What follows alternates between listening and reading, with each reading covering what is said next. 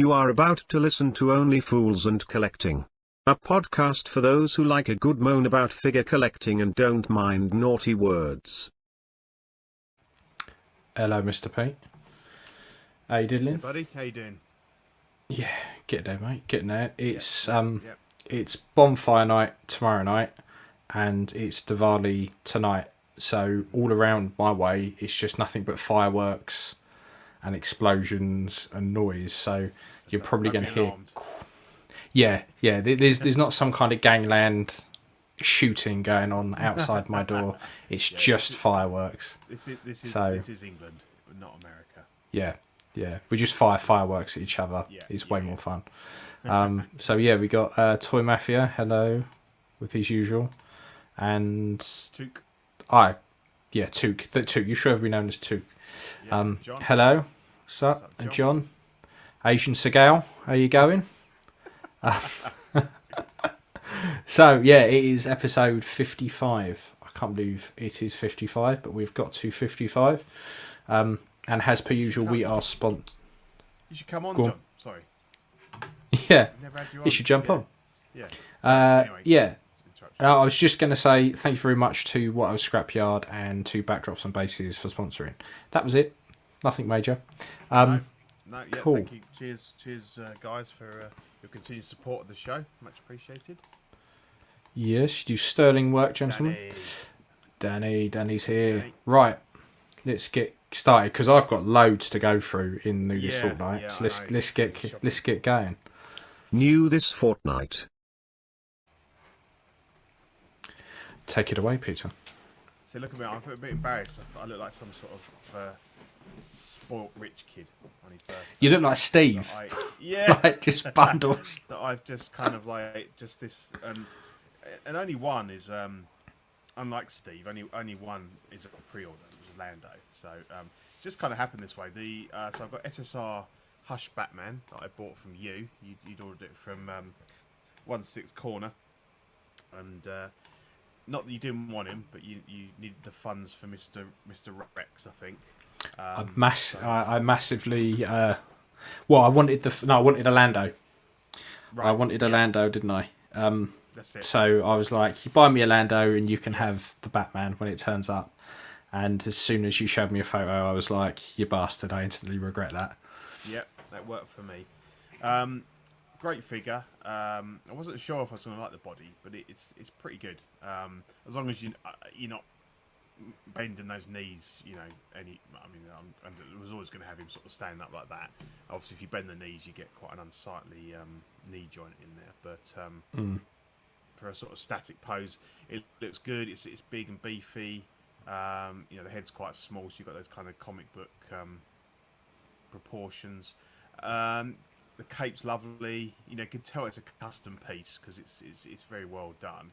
The only issue is that the neck piece. So I've kind of gone with. So it's got a plastic neck piece and it's got the head. Yeah. I've gone with. I need to turn my gain up a bit. I just done it in the on the mic settings. Brilliant. Just give us a shout in the chat if it sounds any worse. Yeah, it's resin, so it's very brittle, and I always wanted to just put so you get two heads. You get the normal Batman head, and then you get I think it wasn't even in the comic apparently. It's like like a variant cover. Yeah, variant cover. That's right, with the bandages wrapping around his head. So I kind of thought, maybe I'll sell that on because I just wanted a really good generic Batman, and I think he does the job. And I said, so I was looking, and I basically got all the bits out, took a photo. I was like, hang on a minute, there's a chip off the ear on the variant head, and I was like, oh, for fuck's sake, have I knocked that?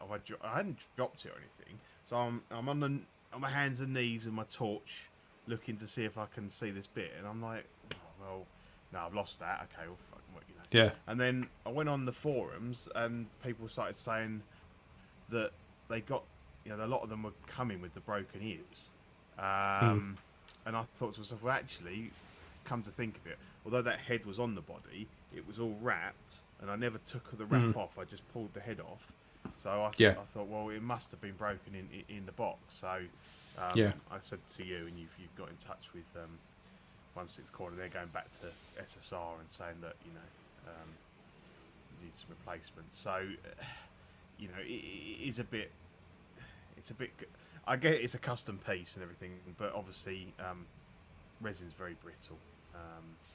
Because I don't think people realise that this isn't like a factory made figure. No, it's done in. That's why there's a first and second batch of this, which you don't normally get with the third parties, because they're all custom made. They're not exactly. They're not kind of factory in that respect, done. It's very nice, but just be very careful.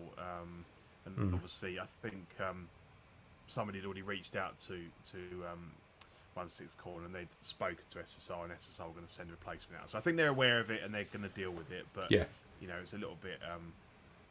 I'm glad at least it wasn't on the head that I planned to display it on anyway. So So no, great figure though. Really, really love him. So cheers for that, mate. No, you bastard. Hot Toys Lando, had him on pre-order for a long time, and he was a funny one. I think that he's not sold very well, so they kind of all came in one batch. So it was almost like a worldwide launch, if you like. So Sideshow had some of theirs and everything. Good figure. I think we were chatting about, I think the head is a 7 or an 8. It's not bang on, but it's good enough. And I think in some ways the likeness on the Sideshow one was possibly better. But obviously you've got all those old problems that it's too big. There's no detail in it. So it's you got to weigh it up. But I think overall, the quality of the Hot Toys just feels like a better figure. The clothing, cape's a bit fiddly, but I just glued. I don't care about people. I'm trying to do this. I'm not getting rid of him, and even if I am, all right, I put 2 blobs of glue on the collar, stuck it down. It looks infinitely better, so I don't get why anyone would complain about it. No, and with the cape, there, I've always been quite. Like, I use safety pins a lot, because if you can't see them, how I'm going to pose them, then they make a massive difference. So my missus, because she's into sewing, she gets these little tiny bulldog clips. They're little plastic ones. Oh, right. And they don't cost a lot at all, and I've started nicking those. So I don't have to bother piercing anything through the material. You just clip it. It's fucking handy. And even if you're gonna, if you do want to sew stuff, it's really handy, because you just clip it, and then you can sew it up and do whatever you want to it, and it just holds it in position. No, it's good. So I'm a big advocate of that, because if you're not going to see him, I'm never going to display the back of him, so you can't see that there's a safety pin just kind of cinching in the material there, just to frame it. I have modded this one, and we're going to talk about that a bit later in the show. In the respect that I've removed the fat suit, or most of the fat suit. So we were going to talk about, is it, if you remove the fat suit and you keep it to one side, then obviously you could say you haven't really modded it. But with this one, I have cut it up. One, because it was a bugger to get off, because like the old Sideshow figures, the top has a elastic strap that goes under the crotch, which is great because it pulls it down, keeps it nice and taut. But there's not enough play in it to get a leg through, because the Sideshow ones, you used to be able to pull the lower limb off, push the leg up, and you could stretch it over. With this bastard, you can't. You ain't doing it. It's the same with the Solo hand as well. That has the same strap on. So I thought, well, should I cut the strap? And I thought, I don't really want to. So I started trying to get the top off, and cut the strap. Don't risk it. I tore the seam. Well, I didn't tear. The seam came open on one of his armpits. I had to just stitch it up, which is fine because you can't see it, and the strap from the thing. But just cut the strap, take the top off, do what you want to do. I just basically left like a little pair of trunks on him, because I don't need the padding in the legs. I don't think the torso needs it. But if you don't have the midriff, then the belt's too loose and it doesn't look good. So yeah, and then I just re-sewed the strap. I pulled it back round and just put a couple of stitches in. So yeah, no, I like him. I'm happy with him. It's a good figure. So yeah, he's gone back into the Empire. Yeah, I'm really looking forward to mine because he does look great. Yeah, I do like it. Yeah, definitely. Then we got Indy, my old friend Indy. So It'd been a couple of weeks. It has, yeah. But I'm really pleased with this one actually. It's come out quite well. I got another clothing run, and it's actually been quite quick. I think it was beginning of this year, so probably about 6 months, maybe less. By a guy called Hardy League. He's in Indonesia, and he's got his company's called Rise, and they're on Facebook and stuff, and they do some nice tailoring. So he solicited first a jacket, and then he said he had if you were ordering a jacket, you could also order the shirt and the trousers. I think it was $180 for the whole lot. It's not bad. No, and I thought, well, that's worth a punt. We'll see what it how it comes out. So they finally shipped the first batch a couple of days ago, and it's funny because he basically got taken ill. He had some sort of gastro injury or whatever, so he got taken to hospital. So he shipped a batch, but he didn't. Because he got into hospital, he couldn't update the forum page, and I started getting these texts from DHL. I think, what the fuck is? I don't know what I've got coming. And then when it came up with something with Indonesia, I was like, hang on a minute, I think he's in India. I was like, oh, sweet. So he shipped from DHL as well, so it came in 2 days. Nice. And I was like, wow. So got it on Wednesday. Opened it up. The shirt and trousers are really nice. Trousers look really good. Yeah, they are good actually. They probably need that the crease out of them. And I'll probably water treat them sometime. But they are quite nice. The shirt's good. But obviously the jacket is the kind of the star of the show. It's real leather. Yeah. So it's, to me, we talked about that $700 leather jacket that's been offered and only just kind of been out. They sent a load out and they were wrong, and they're meant to be like the most accurate. Okay, and they'll probably pick holes in this and say it's not the most accurate, but you got the whole outfit for $180, and that's one jacket for $700. I think Kato is finally doing his new jacket, and it's $950. It's starting to get to the point where it's taking the piss. You think, fuck off. So I wasn't expecting massively, but it's brilliant. I treated it with some leather sort of cream stuff. It just hangs really nicely. It's got a good weight to it, and it indeed, damn, it belongs in a museum. It certainly does. And it's leather, but it's so thin that you can kind of just pinch it in. So I wanted that look where where it's tucked in behind his arms there. It's got the straps on the back, so I tightened them up. But it's really nice. So it doesn't zip up, but then he said that you couldn't do that for that sort of price, and that's fine because I don't want to zip it up. I don't know anyone who's ever zipped up an indie jacket. No, because he only has it in like Nepal, and nobody really goes for that look. So I've that's got that's an unhatted modified MJ Choi sculpt on there. But I like the fact that it's got that real, with the jacket and everything, it's got that real sort of slumped shoulder look that is very Harrison Ford. He looks like he's really had a really fucking bad day there. And, he's had enough. Yeah, like he's really pissed off. Yeah. So it's great. The run's closed, I think, so it's too late if anyone wants to get on it. But you never know. People sometimes sell these, or they give their slots up, or whatever. But I think this one. Yeah, well, they buy a couple.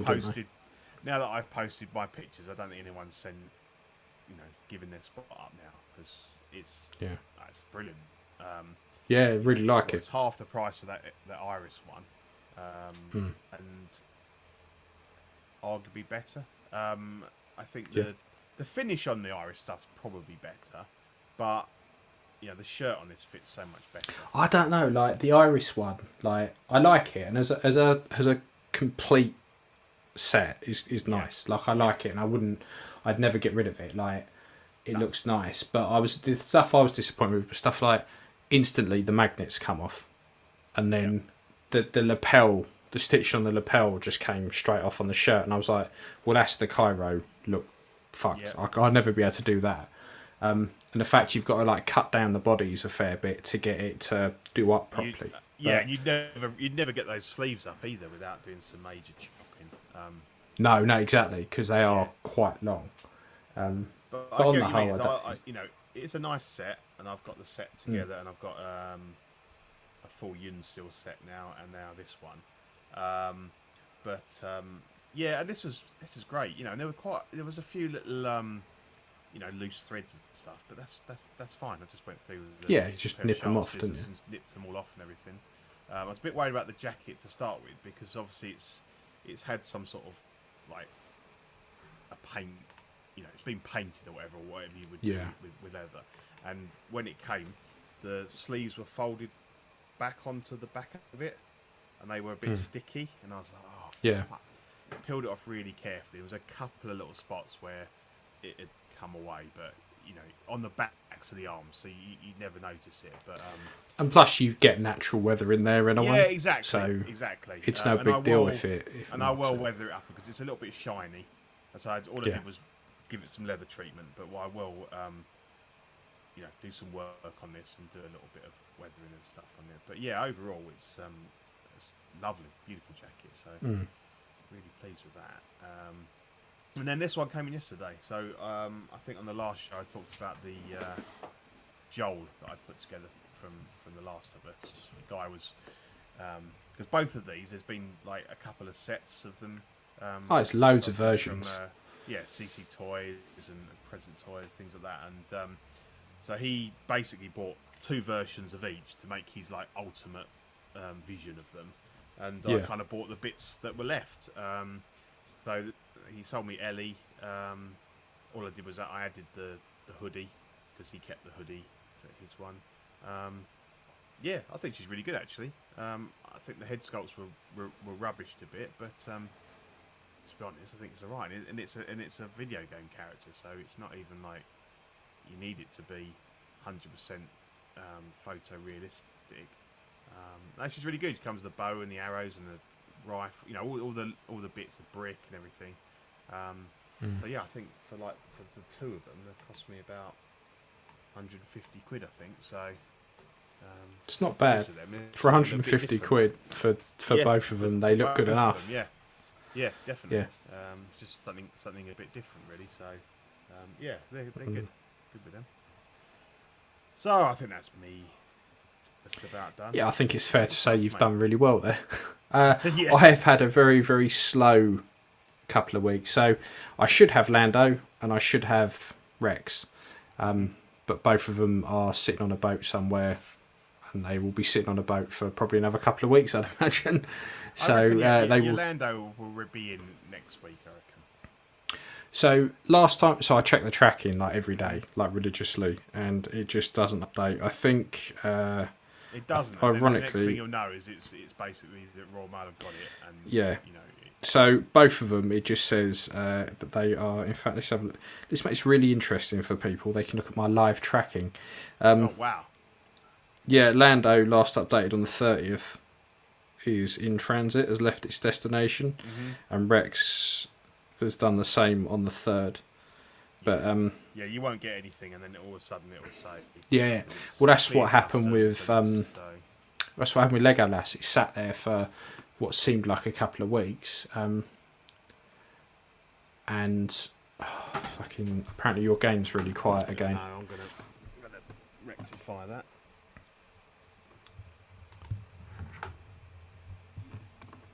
Right, I've turned that up a fair bit, so there you go. We'll see what happens. That's better. So they're turning up at some point. But my mother-in-law works in B&M, and I saw a couple of posts that these cos babies, he just has. These cos babies are. It's so fucking distracting. These cos babies are in B&M, and so I just messaged her and said, "Oh, I don't suppose you've got these in your shop?" She said, "Well, yes, we do." So she got them for my birthday and Christmas. She said, "There you go, have them." So they were £30 because I quite like these. I don't normally collect things in box, but I quite like these in the box because I quite like the packaging of the school bus and them sitting in each of the windows. And I quite like, for a while, I've wanted to do the Joker crew because I like my bank robber Joker, and I think it would be cool to have the rest of the crew there as well. But I've never really bothered to actually do that. But once I saw these, I was like, actually, they're not. But I think they were £30, so they weren't even that expensive, less than a tenner each.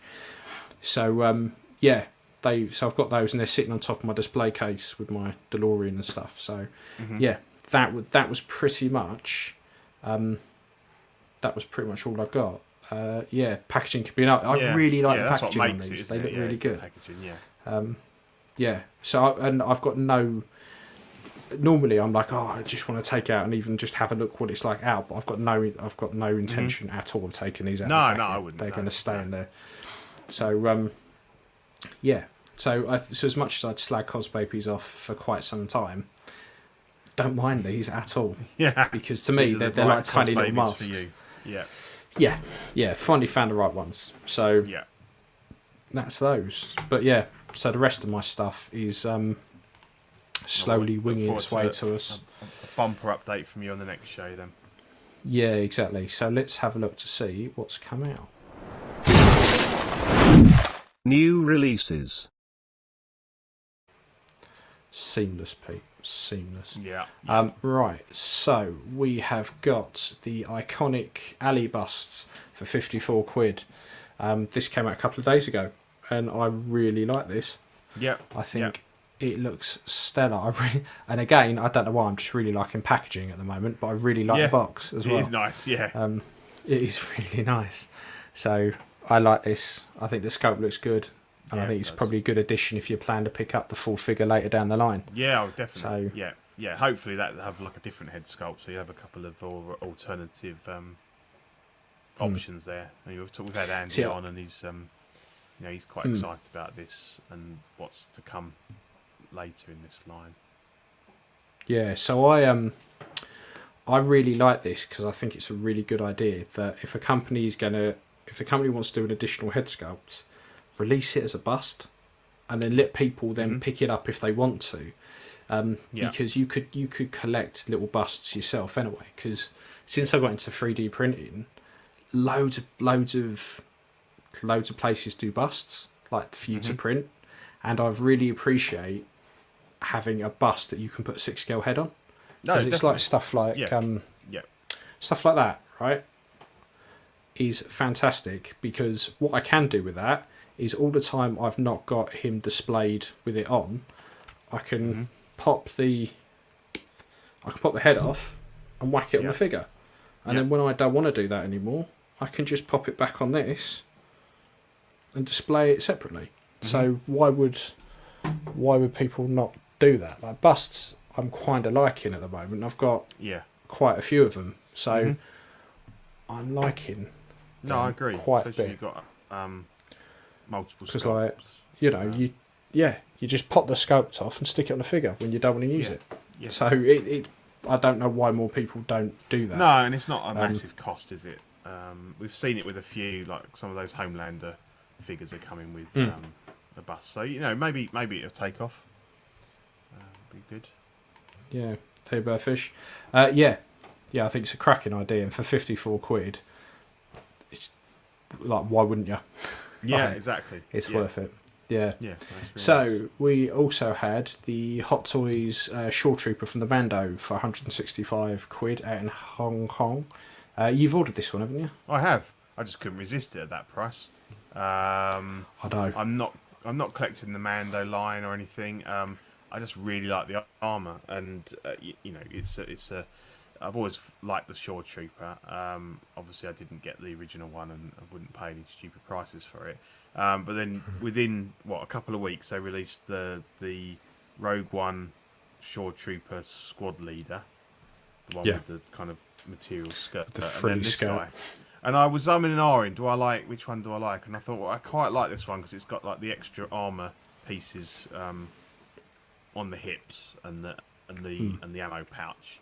And I know you said you thought it was sacrilege, but because I've ordered the new Mando that's coming, the chromed one with the Pedro Pascal head sculpt. I fancied having a trooper to put the head on, and I know the armor he had on was the tank trooper.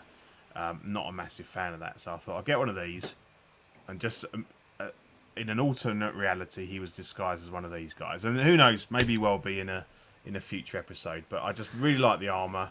I think it's really cool, and obviously, I'll display them like this, and then obviously when I get the Mando figure next year, then I've got somewhere that if I want to put the head sculpt on here, I think it'll look pretty cool, and that'll be my Mando collection, just the two of them really. So, but yeah, it looks great, and for 165 quid, what do you get for that these days? And I know he's very bare bones. I mean, that's basically what you get, and I think 4 hands. Yeah. But what else? What else would you realistically want with it? Exactly. Yeah. There's not. They don't. Even in Rogue One, they didn't do much. Like they didn't come with shitloads. And in Mando, they're very iconic looking, aren't they? They've just got a real different look to them. I love the armor. I love the weathering and stuff. Looks really cool on it.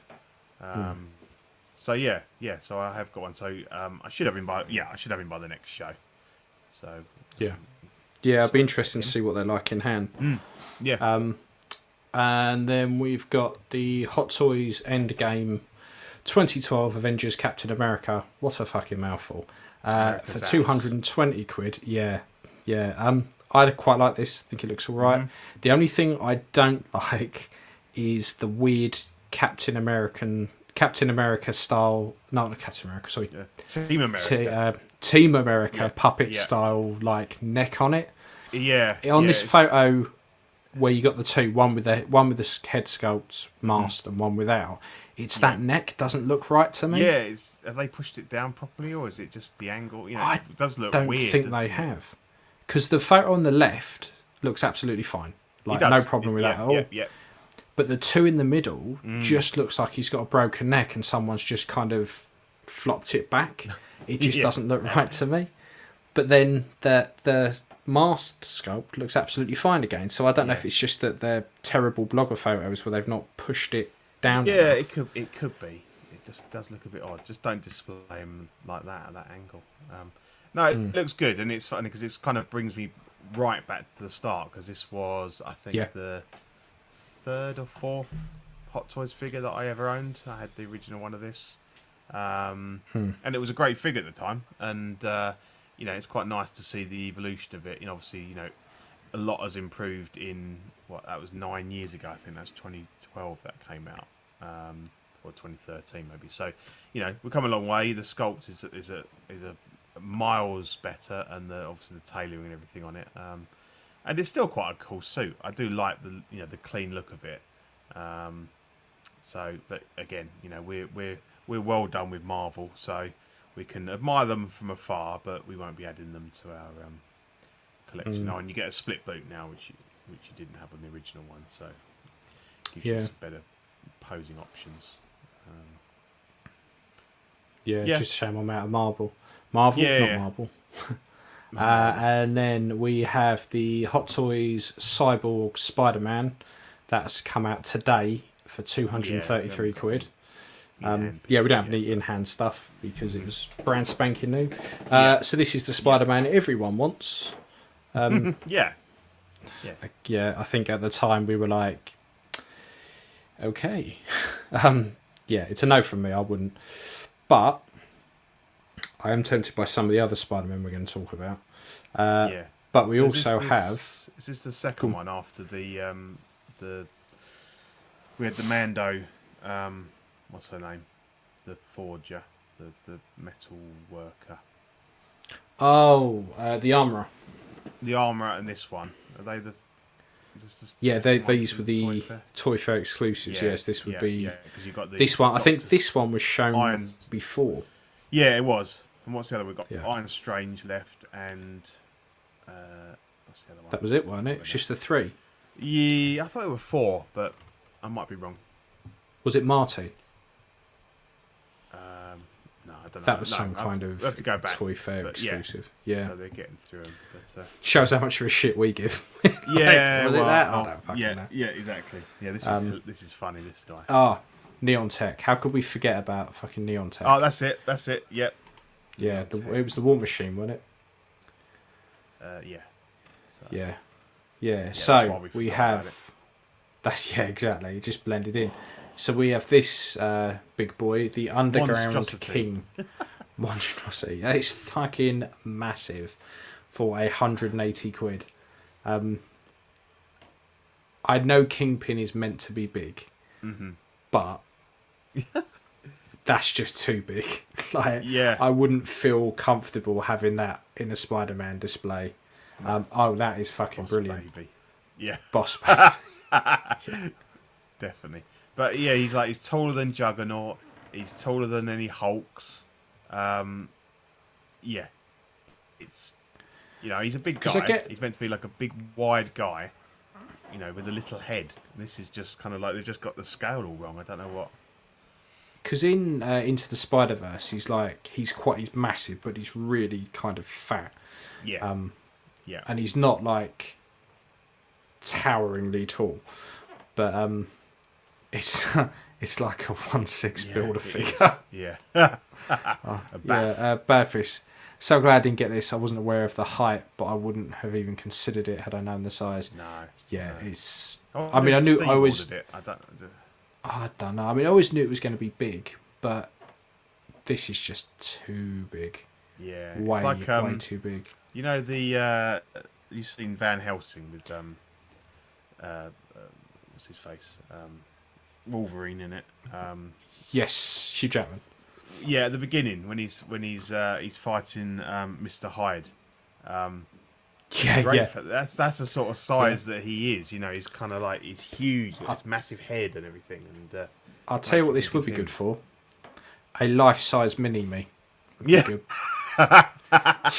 Yeah, definitely. Yeah, because he's about 2 feet tall. This guy. Yeah, you could probably get away with that, but yeah, it's a just no a weird from me, one. I It's think. kind of like I can see that the idea they had, but it's just come out and they've gone, and you just think it's a bit Good idea, poorly executed. I think. Yeah. But yeah, so I would call him Mini-Me. Yeah, it's a no from me, I think. This, though, I know I say it at least every fortnight, but I am tempted. Yeah. This is the Thunder Toys variant Spider for 160 quid. So for those listening and not watching, it's the Raimi Spider-Man. It looks like a copy of the Hot Toys one, but hopefully with ankles that won't shatter into a million pieces. So, which is always handy. What's the price of this one? 160. Okay. So it's fairly bare bones. Yeah. If you could get that down to 120 odd, I'd probably be more inclined. Yeah, it sounds a little bit much because a lot of these third parties are kind of around the 110, 120, 130, which is, you don't mind taking a bit of a punt, but when you start creeping up above the 150, it's not pocket change, is it? 165 quid. Do you UK people get it straight from HK? This one was this was Toys Wonderland, I think, was the price. Yeah. So add postage onto that. But yeah, about 165. Yeah, I'd be up for this. Just wait to see, get some in-hand pictures, see what it actually. Yeah, because it only dropped today. That people started getting shipping notifications. So in the next few days, we should start to see some. Has this got the material head? I think it has, but looking at it, so the problem you had.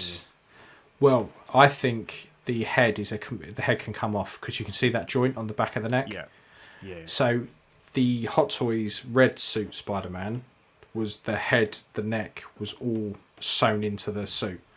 So you could. So what you had when it was side on, you had this weird turkey neck, where it didn't nip in and then go down like it would do on a mask.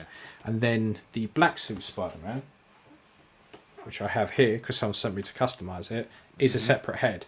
So I think what they've done is taken a black suit Spider-Man, ripped it off and just done it in red, because it looks very much like the black suit, like in terms of the head and the split in the neck and stuff. Yeah. So I think that's probably what they've done. Might be right then. Yeah.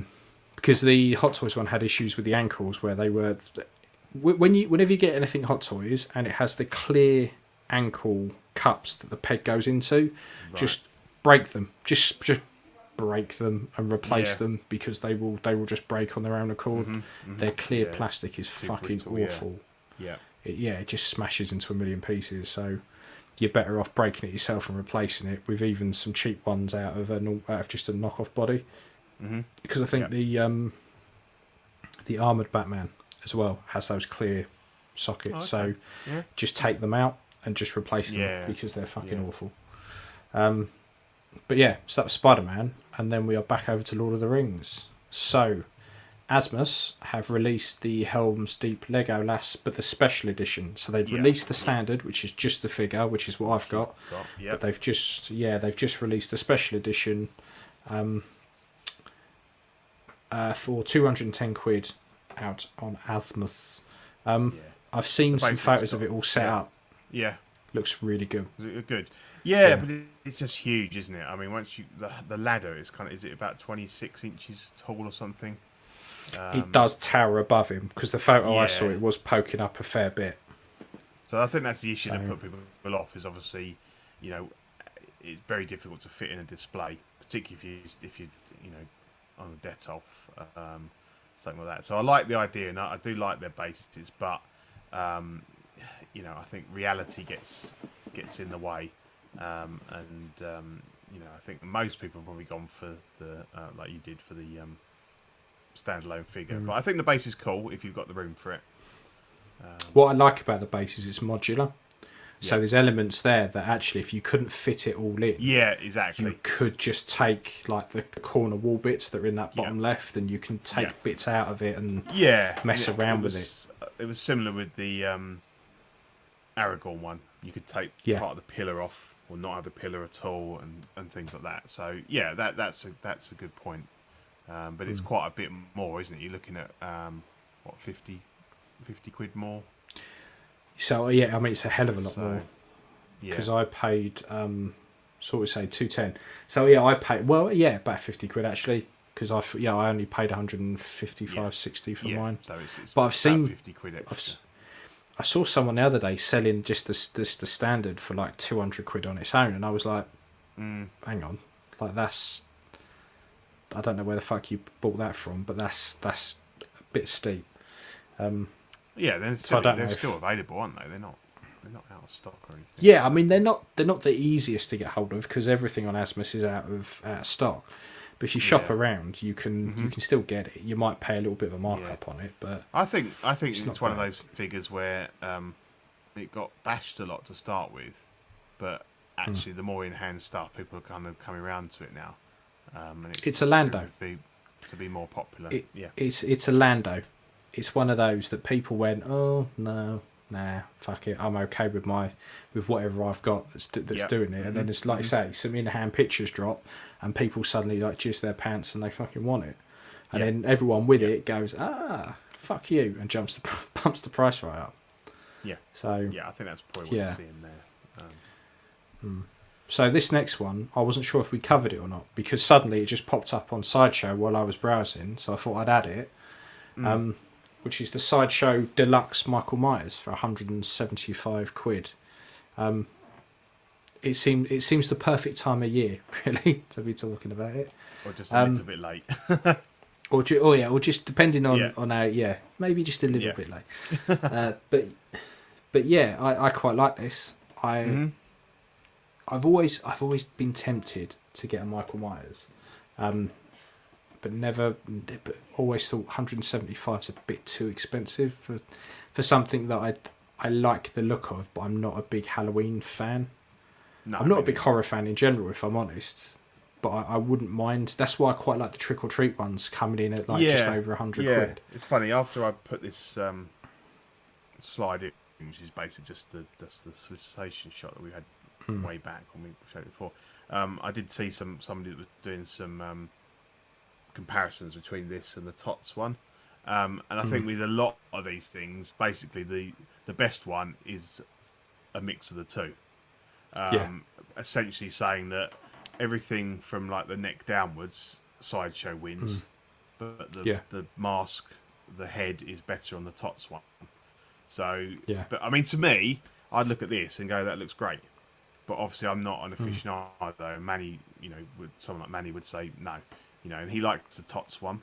But I think the quality of the spoiler suit is a bit better on this one. But yeah, I mean, it's good that you've got options, and obviously, if this is kind of like your Grail figure, then you're not going to worry too much about picking up both, because you can always do the alternate bed sheet look with the second one. So the shit one, just chuck a sheet over it. Yeah, exactly. So you kind of would still get the use out of it. So I think it looks pretty good, and I like the horror figures, and I've had a Freddy and stuff like that, but I can't dedicate enough like space for it, so I ended up with just Freddy, and I got rid of him. But I mean, some of the Texas Chainsaw ones are really cool, and Sideshow does good horror figures. Like I've got to give it to them. Their horror stuff's normally pretty good. Yeah. So, but yeah, I think if I was going to pick one up, it would be Tots, just because it's not. It's not. And plus, I'm fucking running out of room. Like, I sent a list of everything I had over to Dean the other day, and he was like, "Well, you've got way more than I thought you had." I was like, "To be honest, that's what I thought when I sat there and went, I've got that. I went, yeah, I've got no room for anything else. Like, this is fucking ridiculous." But yeah, so let's have a look at coming soon. Are you now? So this is the Hot Toys What If Infinity Ultron. So these prices are for Sideshow for this one. 320 quid, October 2022 to December 2022. So a whole year off. Yeah. It feels nice now to be going a year off. Just a year. Instead of going 2 years, 3 years. Am I even going to be alive in 3 years? Who the fuck knows? Like, exactly. It just seems, the way I carry on, I fucking doubt it. But yeah, the What If Infinity Ultron, I quite like this. I like this a lot. Yeah, and because I quite liked the episode. Was really the last bit where it all tied it all together. Yeah, and I like the way he just cut Thanos in half. He steps off the phone. It's like, fuck off. Cool. Had enough of you. But yeah, I like this. The only thing I'm not too keen on is the weird nappy he's wearing. Yeah. With them gaps. Yeah. But that's just me nitpicking. On CW, and I suppose because it's based on an animated show, obviously they don't have to kind of worry too much about being and obviously he's not a human anyway, but so you can kind of have weird proportions, but and it's die cast. I don't know exactly which bits are and aren't, but it's quality, but it's not cheap, is it? It's a lot of money. No. No. I like the fuck off spear. Yeah. Got. It's like a lance, like a jousting lance kind of thing. But yeah, I think. Yeah, it is. Mean, what was the price on it again? $320 plus shipping and fees. So you're punching 400 quid. I know, and I just couldn't even contemplate that. I mean, even 300 quid for a figure. When I tell you, my first car was 500 quid, and I'm going to go £100 less than that for a dolly. Yeah. Yeah, you need your head examining. That's too much. But the ceiling just keeps moving up and up, doesn't it? And it does. It does. It's all in little bits, but when you look back, sort of 2 or 3 years, you'll be like, Christ. It's Thing is, really sharp. I want this line to do well. Because if this line does well, it gives me more hope that they're going to start to do some Star Wars Vision stuff. Yeah. But at the moment, the stuff they've been releasing, that's a good point actually. Zero Gravitas. I'm clearing my Sideshow points for this. Yeah, because they run out at the end of the year, don't they? Yeah. Yes, yeah. If you got points, this is the type of stuff that you chuck it on. Yeah. Bad Fish, glad I'm out of Marvel other than Spider-Man. Do you know what? Spider-Man's the one thing that keeps trying to drag me back in. Yeah, I know, we keep saying that, don't we? Yeah. Yeah, so while we're on the Spider-Man train, let's look at the Add Toys variation for 121 quid at Q2 2022. If you want a naked Tom Hardy covered in oil, most people do. This is for, which, yeah, most people do, let's be honest, because you'd be weird if you didn't want to. There's this thing, 121 quid though, Q2 2022. What do you reckon, Pete? I don't know. It's weird. It's kind of, yeah. It looks alright. It's not too bad. I mean, it's a very. I couldn't find any really decent high-res pictures, so it's a little bit fuzzy. I'm not a massive Venom fan, and I see that the new movie's not getting very good reviews. I didn't mind the first one, but I'm just a little bit. And I love Tom Hardy. I think he's great, and you know, most of the stuff he's done has been brilliant. But I'm just a bit on it. So I can't really. I don't hate it, but I don't love it. What about yourself? What do you think? So I get why they did it where he's got no top on, because of blending the black and the skin of the seamless body. But it just looks weird. Like, why is he transforming while he's effectively nude? And he just looks too small. But there's some potential here, because if you could find a way to dress that arm with part of a Spider-Man suit and change that head sculpt out, you've got a good transforming Spider-Man. But I'm with you. I thought the first Venom film was okay. I didn't think it was amazing. Haven't seen the second one, so I can't comment on it. But Venom's not. I love Venom in the 90s Spider-Man comic, and TV show. Yeah. So I would love an animated, because who was it in the group chat put a Mezco one, and I was like, I fucking love that. That's fantastic. That's exactly that's my childhood in a box. Yeah. So this I'm kind of a bit like, okay, it's all right. It people who are fans of the film will probably go for it, but it's not one for me. Yeah. No. Right, this is a fucking mouthful. Right, the VTS Toys VM0416 scale, The Last Hero. There you go. They did Carnage dirty in Venom 2, such a waste. I don't know. I will watch it at some point, but I just haven't got around to it. So this is The Last Hero for 126 quid at Q2 2022 for the standard, and then they do a collector's edition which comes with all that other stuff which I don't have a price for. I'm not a big Final Fantasy fan, but I like the character design of Cloud. Yeah. Is this Cloud? I've no idea, because I haven't played the game, but he looks like Cloud because he's got a big sword. So this is probably one more for Dean. Yeah. I almost got this VTS Cloud, Bad Fish. Oh damn, this is so freaking cool. It does look cool. I really like the stand on the special edition. Like, we're starting. I've noticed with figures, the stands they're giving us are starting to wander into statue territory. Yeah. So they've got that kind of look to them where you try and fit as much on as you possibly can. Yeah, I like the bird. I think it's a chocobo or something like that, isn't it? Here we go. This is not Cloud, I can explain, but it's spoilers. Oh, okay. See, was it 7 with Cloud? 7 or 8? I played such a long time ago. Yeah, I played such a long time ago. Yeah, same here. That's what I mean. Like, I think I only got to like disc 2, and I was like, no more. I can't do this anymore. I'm gonna go back and play Metal Gear where things make sense. I want to play the remade version, but apparently it's like only the first disc or something. So, I need to have a look. But yeah, I mean, if you're into that sort of thing, it looks. We just it hold looks our pretty hands up good. and say we don't really know what we're talking about here, but No if idea. it's cool. No If you idea. want one, get Yeah. one. Yeah. Yeah, happy days. And then we have the TB League Saintless Warrior. They do black, silver, and gold editions for 150 quid each. Q1 2022. This is more one for you, Pete. Yeah, I like. I love armored figures, and they just look really cool. I like the fact there's 3 different versions, and you get a different weapon with the black one. You get like the spear.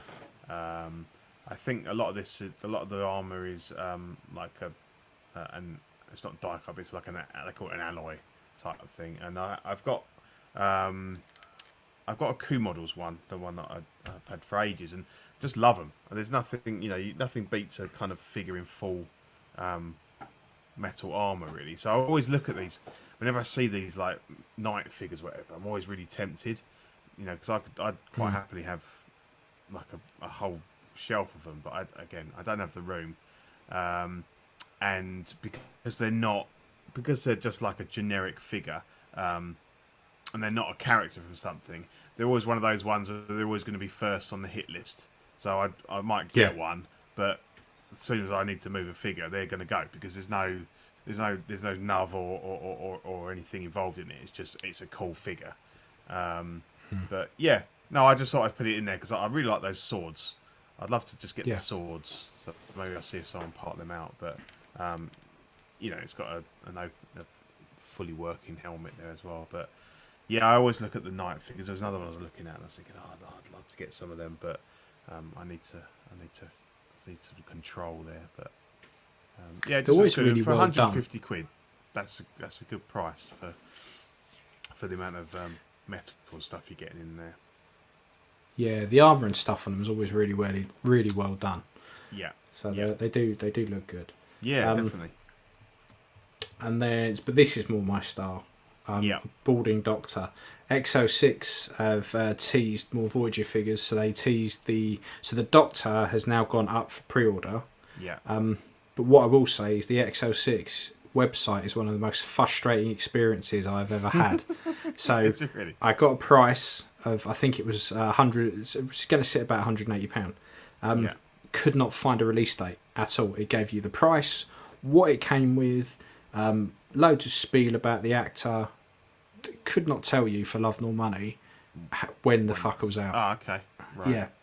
Because they're all quite short release. They're quite short release schedules, aren't they, compared to compared to other companies, very short. So you would have thought that he's going to be less than 6 months. I would have said as a general guess. So he's what is he? He's the emergency. He's the holographic something. Isn't he? What's he's the emergency medical hologram. That's it. Yeah. The EMH. EMH. Please state the nature of your medical emergency, which I almost named this episode. The problem was it took up way too much space. Yeah.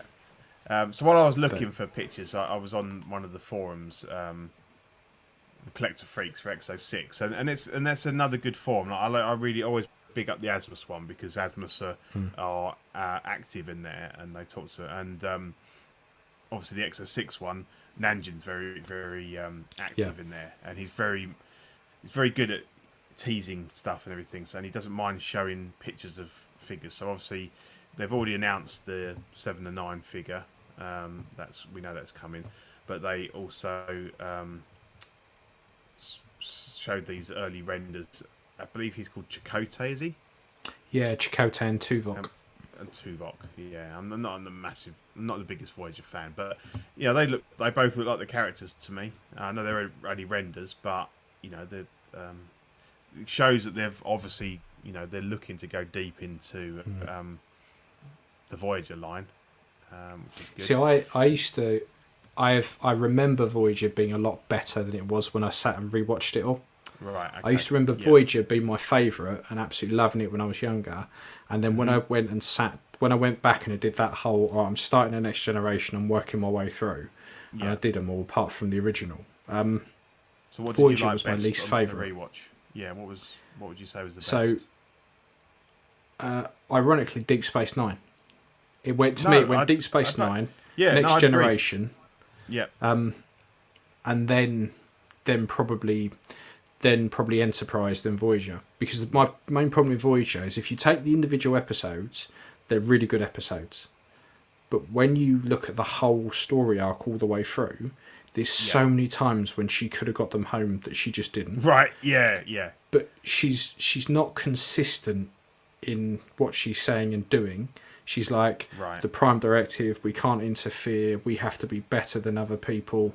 And then when she feels like it or when she's pissed off, she's just like, fucking blast them. Blow the cunts up, enough of them. Yeah. And you're like, well, hang on. Yeah. Where was that logic when you could have gone home like 3 episodes ago? Just insanity. Totally agree. I haven't watched them again recently, but I would, on reflection, I would say Deep Space Nine. I think maybe the first couple of seasons weren't great, but in terms of the overarching plot and the way it kind of drew you in and everything, I would say Deep Space Nine definitely. And obviously they've teased Cisco there. I think we've seen him before, but it's a nice picture they put up with Janeway, Picard, Spock, and Cisco, and he looks pretty strong. Because I've just started watching DS9 again, back through, because of how good it is. So I would definitely get Cisco. Yeah. If I was looking to get one, I'd look at Cisco. Yeah, definitely. I'm pissed off with myself for not jumping on this line, because now it's going to cost me a fortune to go back and get Data and Picard. Yeah. Not bothered about Janeway, if I'm honest. No. And they also popped up a band to say that obviously they're starting on some Discovery figures as well. I don't mind Discovery actually. No, I like it. It's got bashed a bit, but I enjoyed it. I thought I liked the first series first because I really like what's his name, Jason Isaacs. Yes, I thought he was great as the captain. But I like it. I think it's good. You can still get Picard on Zavi. He's still on Zavi. Well, I need to get some money. Because we should be getting a new season of that in the new year, shouldn't we? Picard. Seen the trailer? I haven't, no. Yeah, so Picard, the trailer for Picard dropped. Looks really good. A lot of time travelling nonsense in that. And the trailer for Undiscovered Countries, Territories, which is the Enterprise again, but it's Pike. It's Pike. Okay. So Spock's in it, but it's Pike going around from Discovery. Right. Okay, cool. So, yeah, quite liking that. The Star Trek next year is going to be really good. Yeah, really good. I'm very much looking forward to it. More content. And, Discovery, I think it was just good fun. It might not Watch Lower Decks. You still haven't watched that yet, have you? I've watched some of it, yeah. I need to get on that. Yeah, they're on Series 2 now. I love that. Definitely. I'd love some Lower Decks figures. That would be good. Cool. So, that's enough of us nerding out about Star Trek. So, Stranger Things, the 3011, 126 quid from Sideshow, so plus your tax and shipping. This is, and I've lost my place now. Yes, this is 126 quid out September 2022 to November 2022. I think if you've pre-ordered the alien monstery split face thing, that's it. If you've ordered that, this is a must. In fact, this is a must if you want a child body for something like Short Round, because for 126 quid, you could effectively bin everything else off and keep the body. Yeah. No, so, I think 3-0 right up there at the moment. They're doing some good stuff. Their Game of Thrones figures are really good, and obviously it's good to see that everyone was sort of, why are they doing the Demogorgon first and everything? But it's good to say that they've followed it up pretty quickly with 11, which would be the obvious choice, I think. And then obviously if you start getting some of the guys, and as you say, it's good to have another option for if you want a short round body or something like that. I mean, before this Star Race Harry Potter stuff was the only ones really that. What would be really good is if they did the boys has singular figures as well as a multi pack, My computer's having a spastic attack. What's going on? Stop it. Yeah, I hate it when the little box comes up and it's all white writing with black background. You think, don't go into a boss or anything. Don't do that. Yeah. So if they did a multi-pack with all the boys in their Halloween Ghostbusters outfits, I would be super tempted to get those and her. Yeah, that would be cool. Andre, that was a disturbing sentence taken on context. If you want a child's body, you can bin everything else and keep. That is true, but you do need a freezer. So that was the Stranger Things. Pretty good. And she's got there with her waffles that she eats frozen. Doesn't bother cooking them. So. I like the way you get 2 head sculpts as well. Yeah. So you got the bloody nose with which is using her powers, which is good. Which is cool. Gives it a different look. So, and you've kind of got 3 different outfits there as well. You have the either with the jacket on or without. So it's quite good. It looks quite bare bones, but I think you've got quite a lot of options there. So. You do get quite a bit for your 126 quid. Cool. And then we've got the Pop Toys 160L Scottish Freedom Fighter. So it feels like we've done this already. So this is 176 quid at Q1 2022, and again they do a standard and deluxe. So we've got like the then we have the they call it the Stalk version, which is like 189. It's him pretending to be. I don't even remember this bit in the film where he's obviously disguised as an English. It's been such a long time, but I don't. There must be something with the license coming up. Yeah, I mean that's the only. It's a brilliant film. I love the film. The film is great, and before kind of Mel Gibson went completely off his trolley, it's a good film. I just think there must be something going on, but again, I mean it's fab. We had this with the other one. It's Fabio plays. But we're starting to see more figures with the singular arms. Yeah, exactly. Instead of the multiple hands. So we've got this one. We've got the Hannibal figures coming with them, and obviously we talked about the World Box body with the sets of seamless arms. So it seems to be something that was particularly the third parties. It's not something we've seen from like Hot Toys Try or anything at the moment, but third party seems to be kind of embracing that, which I like because I want to get some for some of my indie figures. Spurfish, I had to mute the string because of how I'm called, but why is a Scottish fighter in the English uniform? Apparently there was a disguise scene. Death Star when he's disguised as a stormtrooper. I don't remember that, to be honest, when he's disguised as an English soldier, but I guess I can't even remember watching the film. Like it's been that long. No, it's got to be a good 10 years since I watched it. But I mean, everything else apart from the head sculpt looks alright. But I just can't imagine that many people picking it up. No, this one definitely not. No, well, either of them. I just can't imagine people doing it. It's like this next one. It's very niche, which is the Mars Toys MAT007 16 scale Wall Street Mr. Jordan. Fuck me, got to take a deep breath before you read these names out. This is 130 like quid. They're blasting through all these pre-orders. So this is obviously the 7th one, and we probably haven't even had the first one out yet. So it's this current trend of all these third parties, these new companies popping up. How you going? Who apparently may or may not be A-listers for other companies, and they're blasting out all these pre-orders, but we've yet to see any product from them. So I mean, it looks alright. The head sculpt looks alright. Get a few bits and pieces with it. Just my worry. We know third parties have form for it. Is that they will just go, here's a custom figure, or here's something another company's done. That's what we're going to make. They solicit on that. Then what comes out is a pile of shit. But like I said, because they're just hammering stuff out, you kind of think, just show me something that you've actually made that's been released, so at least I can go, I'm fairly confident that they're not just a bunch of piss takers. Yeah, that is the risk. Until they've got something out on the table, you can't judge whether or not they're going to, how close they're going to hit to their, these prototype pictures. But he had big hands here. Yeah, it's a bit. But again, I mean, the tailor and the suit and everything looks great. But is that what is that what is actually going to come out? Yeah. Manny says, no Mars toys. This won't be out until 2024. I'm still waiting on my Nicholson Joker.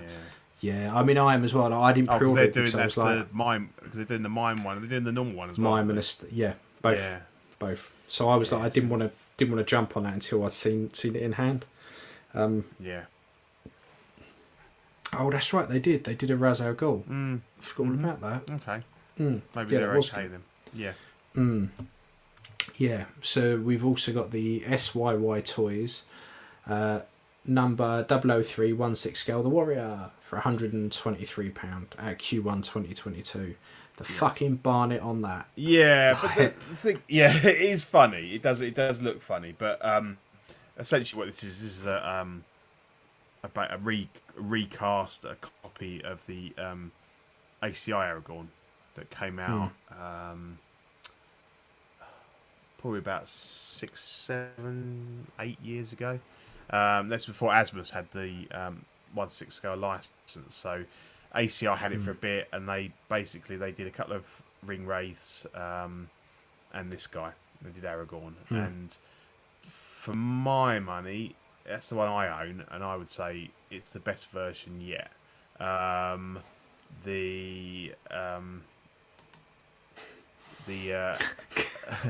So Ken got left on a desert island. Yeah, he did come with hair like that. This could well be the ACI figure as it comes out of the box, because the Barnet really was that bad. You have to do a lot of work with it, but I think, although it's not perfect, to my mind, it's the best kind of commercially released Aragorn sculpts. I did have mine repainted to bring it out a bit better, but if they can do a good copy of what ACI did, then for that money, I would definitely pick one up if you're a fan, because it's the classic look, it's the Ranger look.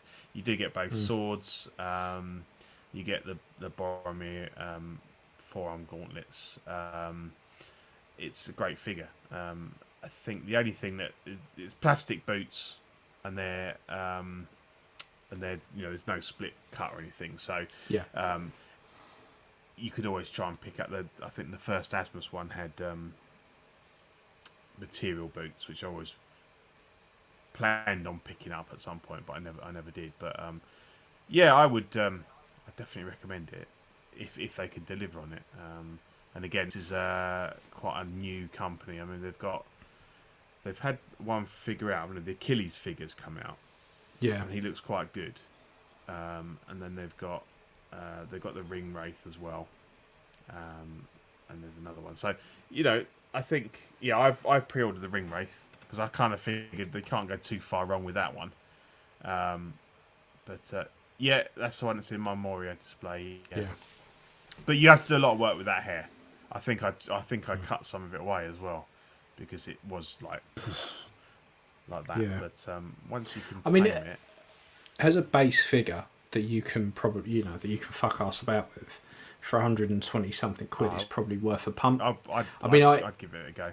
I know you've got an Aragorn now, but but mine's just a fucking Sideshow one that I've fucked about with. So this is better, like 100% better. So I could potentially get it and fuck about with it. But at the moment, I really don't want to pre-order anything. No, I'd rather just wait till I see some in-hand pictures, then try and pick it up. But if you try and get the ACI one now, you're looking at $400 or $500 now for that. And you've got no chance. So if they can kind of deliver on it, then I'd definitely be picking one of these up if I didn't already have one. Yeah, and it's funny, isn't it, that there's this massive resurgence of Lord of the Rings stuff. Just as we've all got into it on the CW network kind of thing. Well, I've always been into it, but you've just got into it. All the guys in the States have suddenly kind of got into it. I know it's the 20th anniversary of Fellowship and stuff like that, but it's good to see. I've kind of got into it just at the right time, really. Yeah.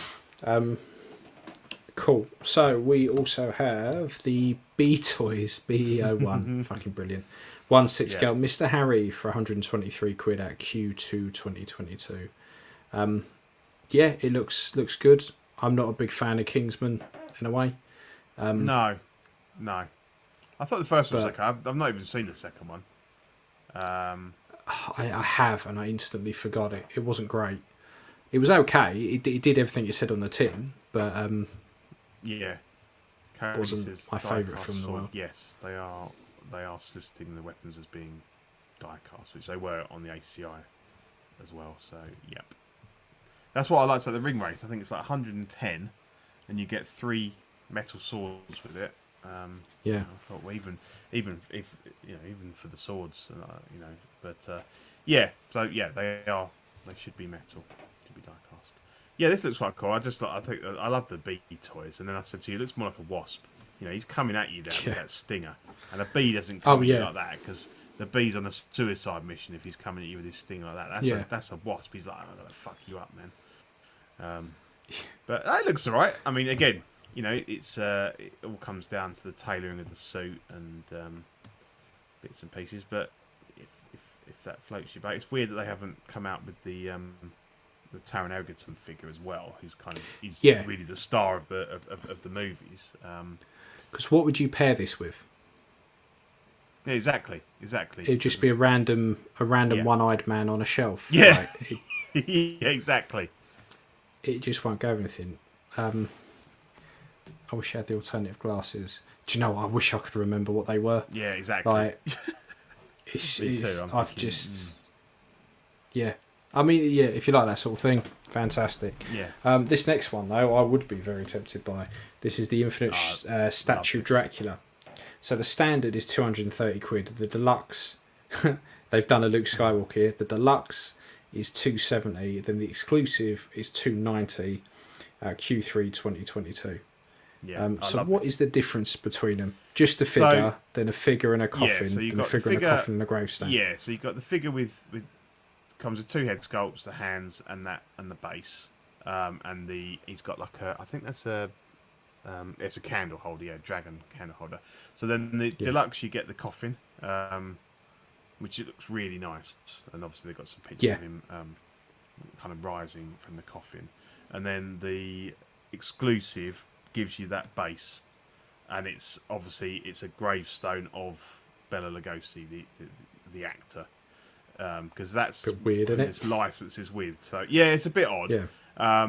Because the license is with the Lugosi estate and not with Universal Monsters. So obviously they're able to make this figure with his likeness and everything. And obviously Dracula is an uncopyrighted name and thing, everything now. So but the point I'm making is that it's brilliant and I love it. It's a little bit pricey, but it looks quality, and like the outfit is by G Wiz. It's got all it's all top guys in the business, but obviously you're not going to get your Frankenstein's monster and your Wolfman and all that, because this is like a one-off. So I love it, but I'd want some of the other characters, and obviously they don't have a license for the Universal Monsters, just for Bela Lugosi. But so just to answer that question, it's a figure, a fully posable figure. Yeah, it's fully posable. Yeah. No, it looks great. Cody great. likes the name on the base. I do like that name plaque. It's lovely. Yeah, and again, that's Bela Lugosi's signature. So it's kind of like the idea is that you're buying a Bela Lugosi figure, but it's him portraying Dracula. So obviously that would be why you've got his gravestone, because it's his. I think he would have been his 130th. I can't see the dates on there, but yeah, he's but yeah, I love the I love the film. I love his portrayal. He's kind of like the archetypal Dracula. Yeah, I just think because again he's going to kind of be a standalone, and he's not cheap. I think you're getting your money's worth, but it's a skip for me. But I was tempted. thing is, if you're going to do a standalone figure, you want it packed with stuff like you do with the top notch set. So with the tombstone, with the coffin, because then you make a display out of that. Correct. As opposed to it just being a figure with some other stuff. Yeah. You make that a centerpiece. Mm-hmm. So that goes in its own display case with all its own stuff. Yeah, exactly. Yeah. You know, that's kind of how I justify singular pieces. So this, I get.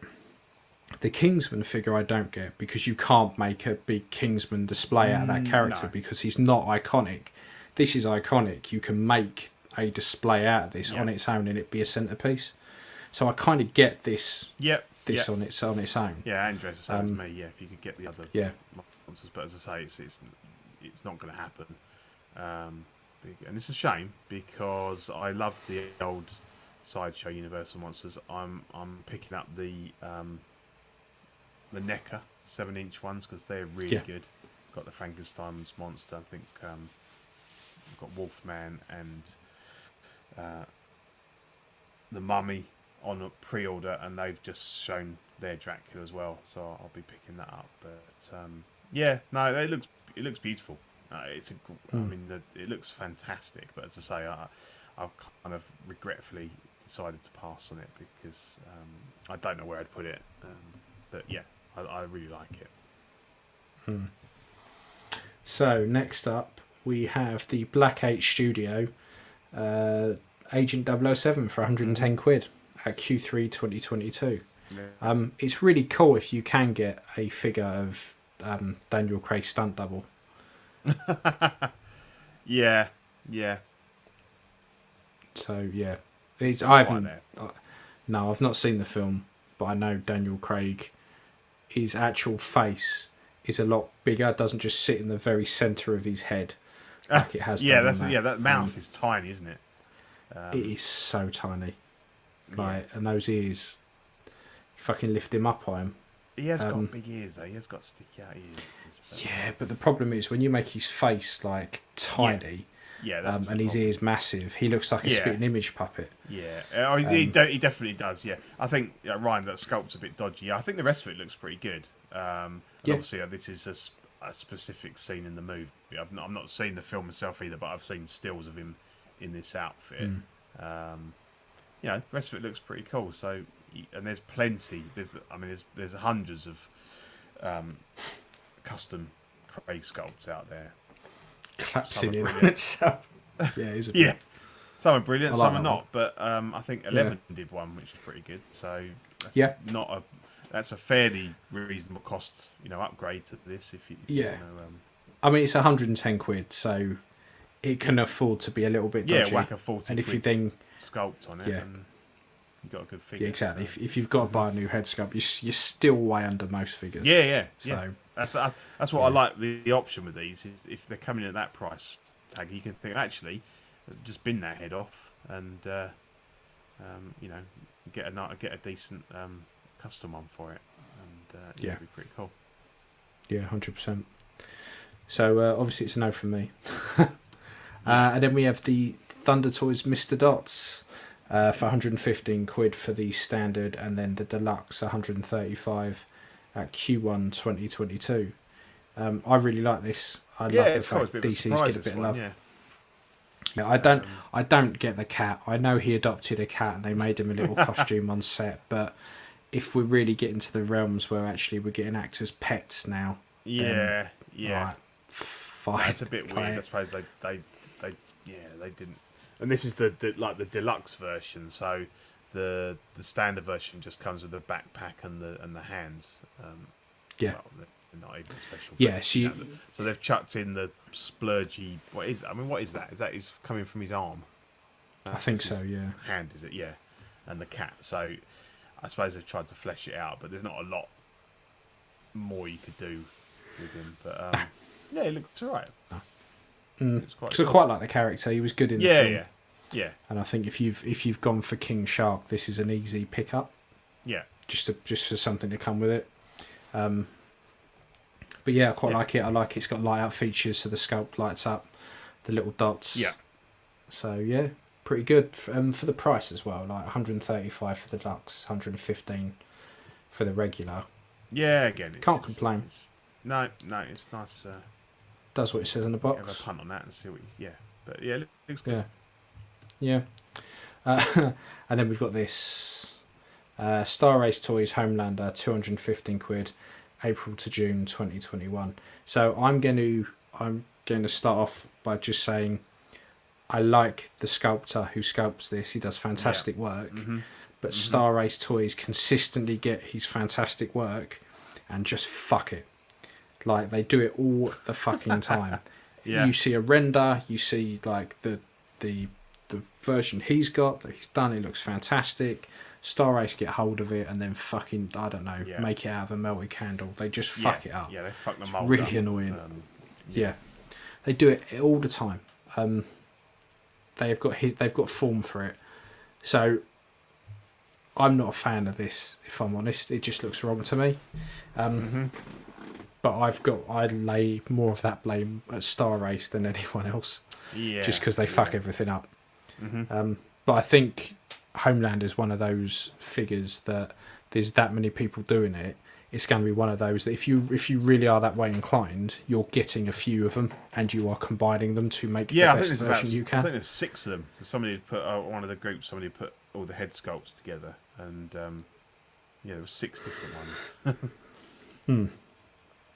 Yeah. So this, but again, this isn't something that pick the one that if you really want, you're serious about getting the best Homelander figure, then buy 2. Pick the one with the best body and outfit, and then pick the one with the best head and just swap them out, and then sell the other one on. Because the thing I find weird about this is you look at that picture of the head on the left. Yeah. Doesn't look great. You look at the picture on the head within the where it says layout function. Yeah, next to that looks all right. Yeah, it looks a lot better. It's just because it's smaller and slightly lower res. I don't know. Because it's blurry. Yeah. But I think you get decent accessories with it. Again, they're kind of filling up the accessory panels. Yeah. I mean, they're filling up the accessory panels with part of the costume. Yeah. You have to have the milk and the rest of it, the little photo, and that's pretty cool. But it's expensive.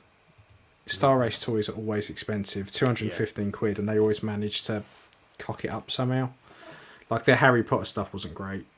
No, it was very hit and miss. I think the outfits and stuff were really good on them, but the head sculpts weren't. Right. I think the younger kids weren't too bad when they did like the year ones. They were okay, but some of the teenage ones were shocking. So the render for McGonagall was really good. Like, it was fantastic. And then they got hold of it and fucking mangled it, and then what came out was horrendous. Like, I don't know how they do it. They get these really good renders from these really talented artists, and they just fuck them up. So I'm not sure how they manage it. But and the thing is, like Ryan said, no one will probably care about the boys by the time these all come out. Yeah. And that's the risk you run with figures based on TV programs. Yeah, we've said it before, isn't it? That it's the hot property, and they announce these figures, and everyone pre-orders, and then when they come out 2 years later, and you're done with that, and it's finished, and you're a bit like, oh, I'm not sure. I want this anymore. I've moved on now, and I want to have this display or something. So, it's always a tricky one, unless you absolutely love the show and this character beyond like most of your other things, then be careful. Yeah. So, but if you do have a dodgy head sculpt like this, you can go to someone like Watto. So have a look at this and bear him in mind. Only Fools and Collecting is brought to you by Watto's Scrapyard. They 3D print parts for your hard-to-come-by Kenner vehicles. They 3D print 1/12 and 1/6 scale head sculpts from a massive back catalogue. If there is a particular character you want, he can design and 3D print it for you for a reasonable price. Check him out on Facebook and Instagram. Backdrops and bases displays are printed directly to substrate on foam display board using UV matte inks, so there is no fade or glare. The nameplates are precision etched using their in-house laser machine. They offer a very bespoke service designing displays and nameplates to your requirements. You can contact Backdrops and Bases via their Facebook page, Backdrops and Bases.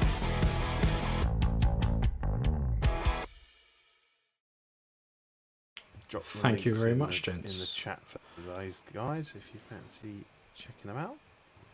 Yeah, do have a look at them because they're both, really good groups of people that are fantastic at what they do. So yeah, hit them up. So, Pete, let's go into one of my favourite parts of the show. Shenanigans! Shenanigans! Shenanigans! What? A bit of shenanigans for you. So, what we thought we would talk about, and this is something I was thinking about the other day because there's a few bits popped up in the groups that I thought, that could make an interesting point.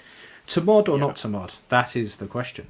So as you know, we are very big fans of modding shit. We can't leave things alone. We do like to cut things open, sand things down, re-sew bits, and generally fuck us about our figures.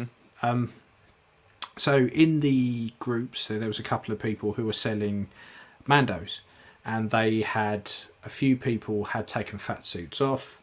A few people had put Fisons on the bodies and done all that kind of stuff. And one guy was first version, like the one you did, like we got on the list. The silver one, the Beskar one. Okay. Yep. Yeah. So the guy was asking, I've got this with a Fison body, and I think he had the OG one as well. I think he was selling both. So he goes, I've got both these figures. They're both on Fison bodies. I want to sell them, but what would people want? Would they want it as it is modded with the Fison body? Would they want it with the original body back on? Yeah. And would they want it with the original body back on and the undersuit back on? Right. So you've got all that exactly stuff. like it was. So he could put them back to stock. He could go back to stock, or he could sell them fully modded up, and away they go.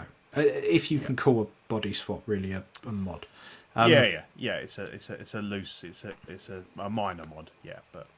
And the comment section was fantastic because you had some people going, well, I'd just take it with the Fison and I would pay the extra and that would be fantastic. Exactly, yeah, because you want to be charging a bit extra because those bodies aren't cheap. They're 70 exactly. So, these days, aren't they? Yeah, so you would have whatever you would charge for the figure itself and then whatever you charge for the body on top. And then there was a few other people. Assuming like, that he throws in the original body and fat suit as well, so that you've got the whole figure and you've got the Fison as well.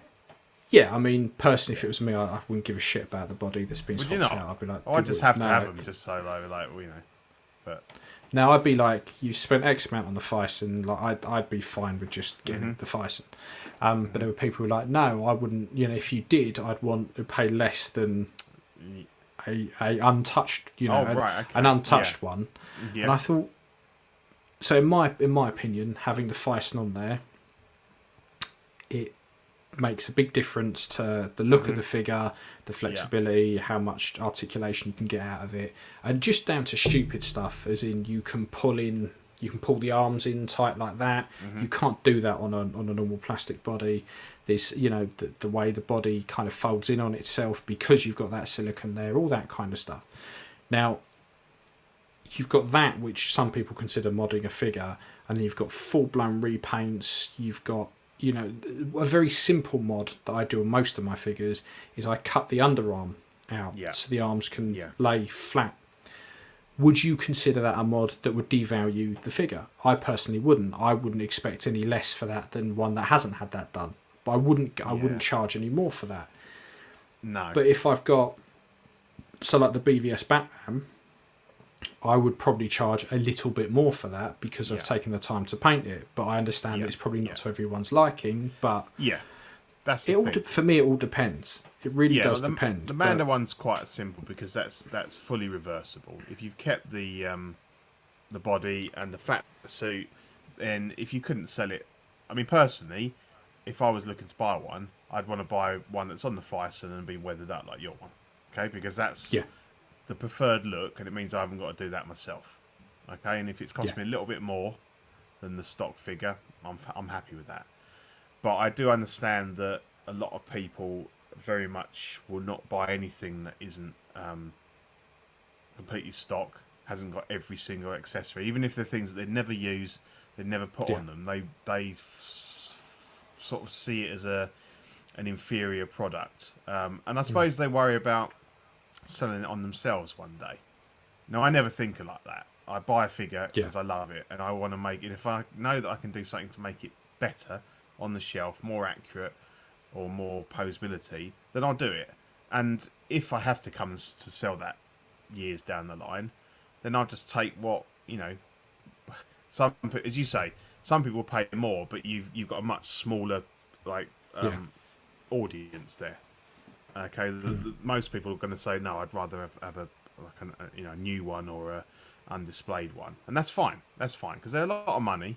But obviously, I think like we've kind of gone to that next stage where you're not just happy with how the figure comes out the box, and most figures need a little bit of work just to, you know, like there's two here I've got. It's just where I've added chainmail and I've swapped out some. So like on the Yoma, I've put that chainmail on, but I've glued that onto the plastic armor because it's just the easiest way to do it. Yeah. I took the horrible synthetic hair off of the helm and put some real, you know, the goat hair on it. And with Gimli, I got rid of the plastic chainmail arm. I don't have that anymore. I cut the neck peg. I cut basically. His head sits too high, and you basically needed like just a ball and a ball. So I just cut the middle out and glued them together, and bits and pieces like that. So I couldn't put him back to stock, and I think that he's way better than the original, and I'd pay more for it. But then there's others will say, well, that's not what dwarf chainmail looks like. And they wouldn't want to touch it, and that's fine. You know, that's fine. Yeah. And that's an irreversible mod for me now because I had to cut away the original. And like with the Lando, you know, I've cut that fat suit up, so I can't put that back to stock. But I don't care because I'm never going to sell him. Yeah. Unless times get really desperate, and then I'll just take, you know, 30 quid less if that's what it comes to. For me, and I think for you, even, you know, it is making it look the best it does on your shelf, and fuck what, you know, it does to the value. We feel like we're adding artistic and visual value, but not looking to make you know, monetary value. And if one day somebody sees the beauty in that and says, yeah, I'm going to give you, you know, this much for it, brilliant. But if not, then, you know, it doesn't matter. I think you shouldn't be too although they're a lot of money now, you know, and we always talk about how much they are. I don't think you should be too precious about them. If you're confident that you can do those mods, you know, go for it. Yeah. I mean, we're quite lucky because we kind of cut our teeth on relatively cheap figures back in the day. Like we could do that. But yeah, I think. Hello, mate. I think there's very few of my figures that I look at now that I could say I haven't done some sort of mod on them, and I know it's you know, we have this thing about is it a mod, is it a kit bash, is it a custom, but you know, pretty much all of mine, I've done something on it. I've swapped a head sculpt out, or I've you know, I've sewed a stitch in or something to tighten something up, or I've swapped out boots, or I've done something. There's very few figures where they come out of the box and you think, I don't need to touch that. That's perfect. And even down to just like water treating stuff. You might have someone that goes, oh, I don't want that because you've got that wet, and you know. And I respect that. It's people's money, and they can choose what they spend it on. But yeah, I think I enjoy it. Like you enjoy it as well. It adds to the hobby. Yeah, like for me. I find it very, very hard not to mess around with stuff. Yeah. But I think it all depends on it has to look good once you're done, because we've all taken the piss sometimes where you see people who have done something and it looks fucking awful. Then next day it's up on the groups for like twice what it's worth, and you go, that's very niche, very very niche. Like, yeah. But there's such a big cross section of people that collect that some are like, it has to be stock. I'm only interested in stock. Yeah. Others, and some mods are just very small, simple things, and others are like huge, complete repaints and body swaps, and padding bodies out, and dremeling bits. And stuff or like that. the Man of Steel body swap. On Fuck me, yeah. Luckily, those the whole seem to. The whole reason why a Man of Steel will cost you a fucking fortune now is because cunts were putting that body on everything. Any Captain America, regardless if it needed it, would just shoved on. Cesaro Gratas, I want to practice messing with cheaper stuff before I touch one of my hot toys. My view of it now is the cheaper I can get the figure, the better. So if it's got half its or all of its accessories missing, but they're ones that I'm not bothered about, or like we've bought stuff that's damaged because you know someone's tried something, or they've had an accident and they've fucked it up, and to them they can't fix it and it's ruined, so they're selling it at kind of like scrap prices, and then people like us will go, boom, I'll have that because I can fix that, or I can do that, or I can get that repainted. So for me to have something that's unless it's something I've pre-ordered for new, I'd rather have it with half the stuff missing and get it for 80 quid less than the full price. It's like my Yoda. So I've completely rebuilt the knee because it was absolutely fucked. You had to, but but I got it, really cheap. 100 quid less than you would have for a mint in box. So when I come, if I ever came to sell that on, I would 100% be discounting that because I've had to repair the knee. It's not like you've added to it. You've had to repair that. Exactly. Where it's an actual repair. Where you've put a lot of time and effort into like weathering a figure, or doing the body swap, which obviously has an actual commercial uptick on it because of the Fison. It's not just your time that you've spent sort of doing it. So I think there's enough variety, as you said, in this hobby that I wouldn't worry about it. If you want to mod a figure and that there's a very easy mod, like just taking the fat suit off or whatever, and most of the time you can just get it off in one. Although, as I said, quite often the way they make them is you end up having to keep some bits of it. Otherwise, you end up with like very baggy trousers or something like that. That's the thing, because it's all tailored to the fat suit. So unless you learn to take in trousers, you ain't gonna do it. So Loco, I believe that mods are up to the individual and choose what you want to do with your figures. 100%.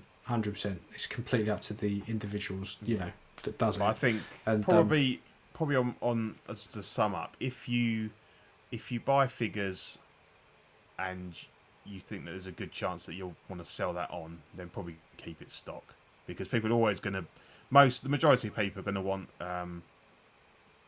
mint in box, all the accessories and stock. Whereas even if I buy a figure new, first thing I do is go through it and go, right, I'm never going to use that, I don't want that, if I can get 20, 30, 40 quid back, and that makes that figure a lot more reasonable. So I'm quite ruthless in that.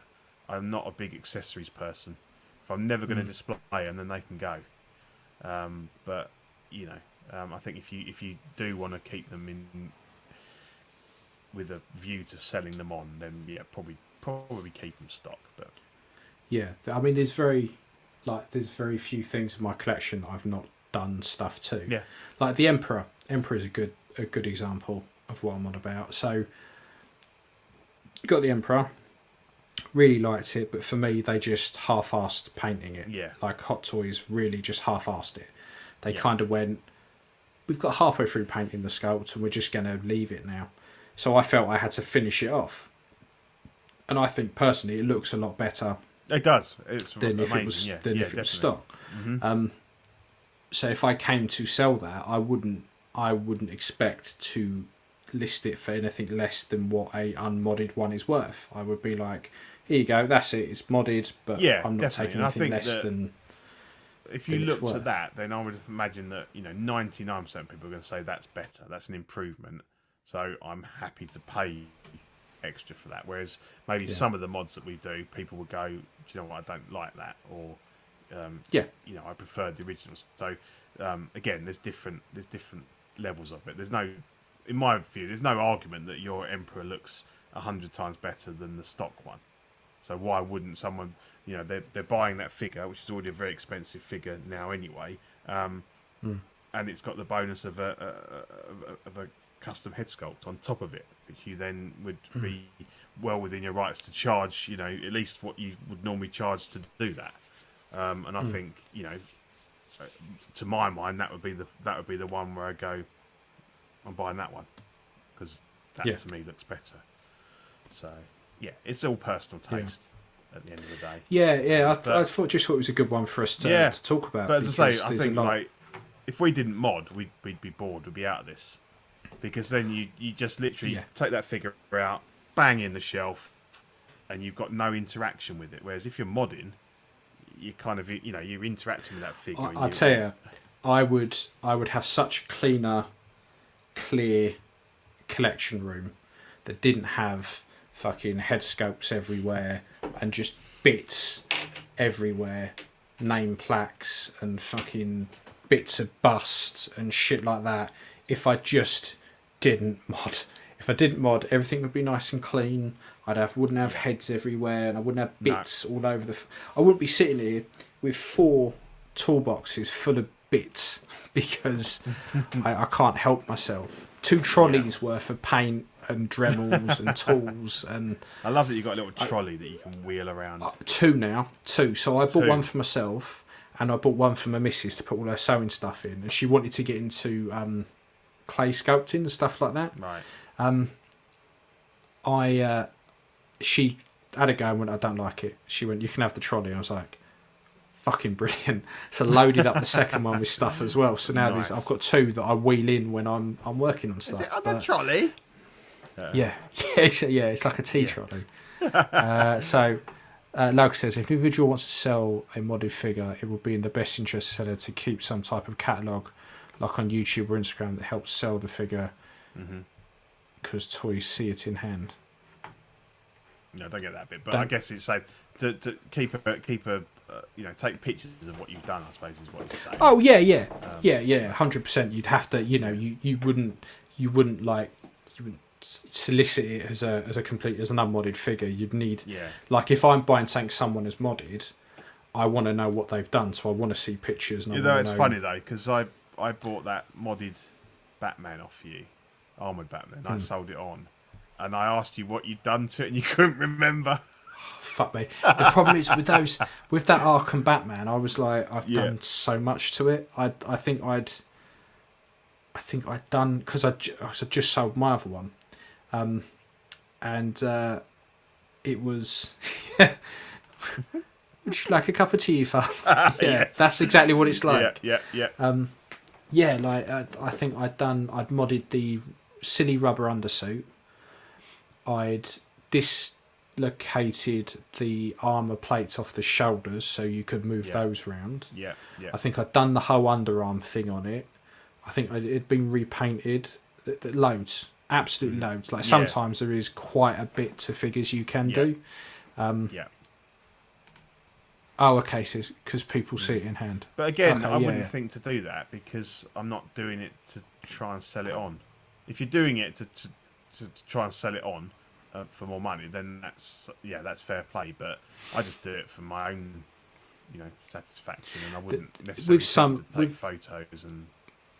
With some figures, because people send me stuff to work on, I tend to take photos as I go, just because if I have to do it again, I kind of can jog my memory. But what typically happens, like with the Arkham Batman, right?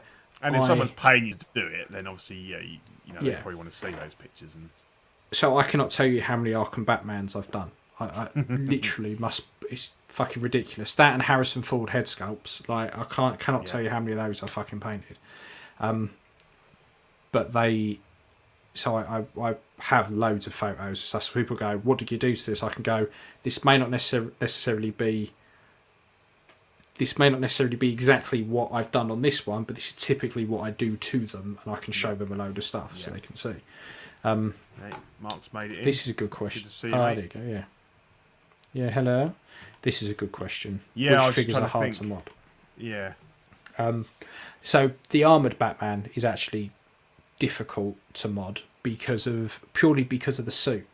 So the suit is over a full body rubber suit, which is why it doesn't quite articulate very well.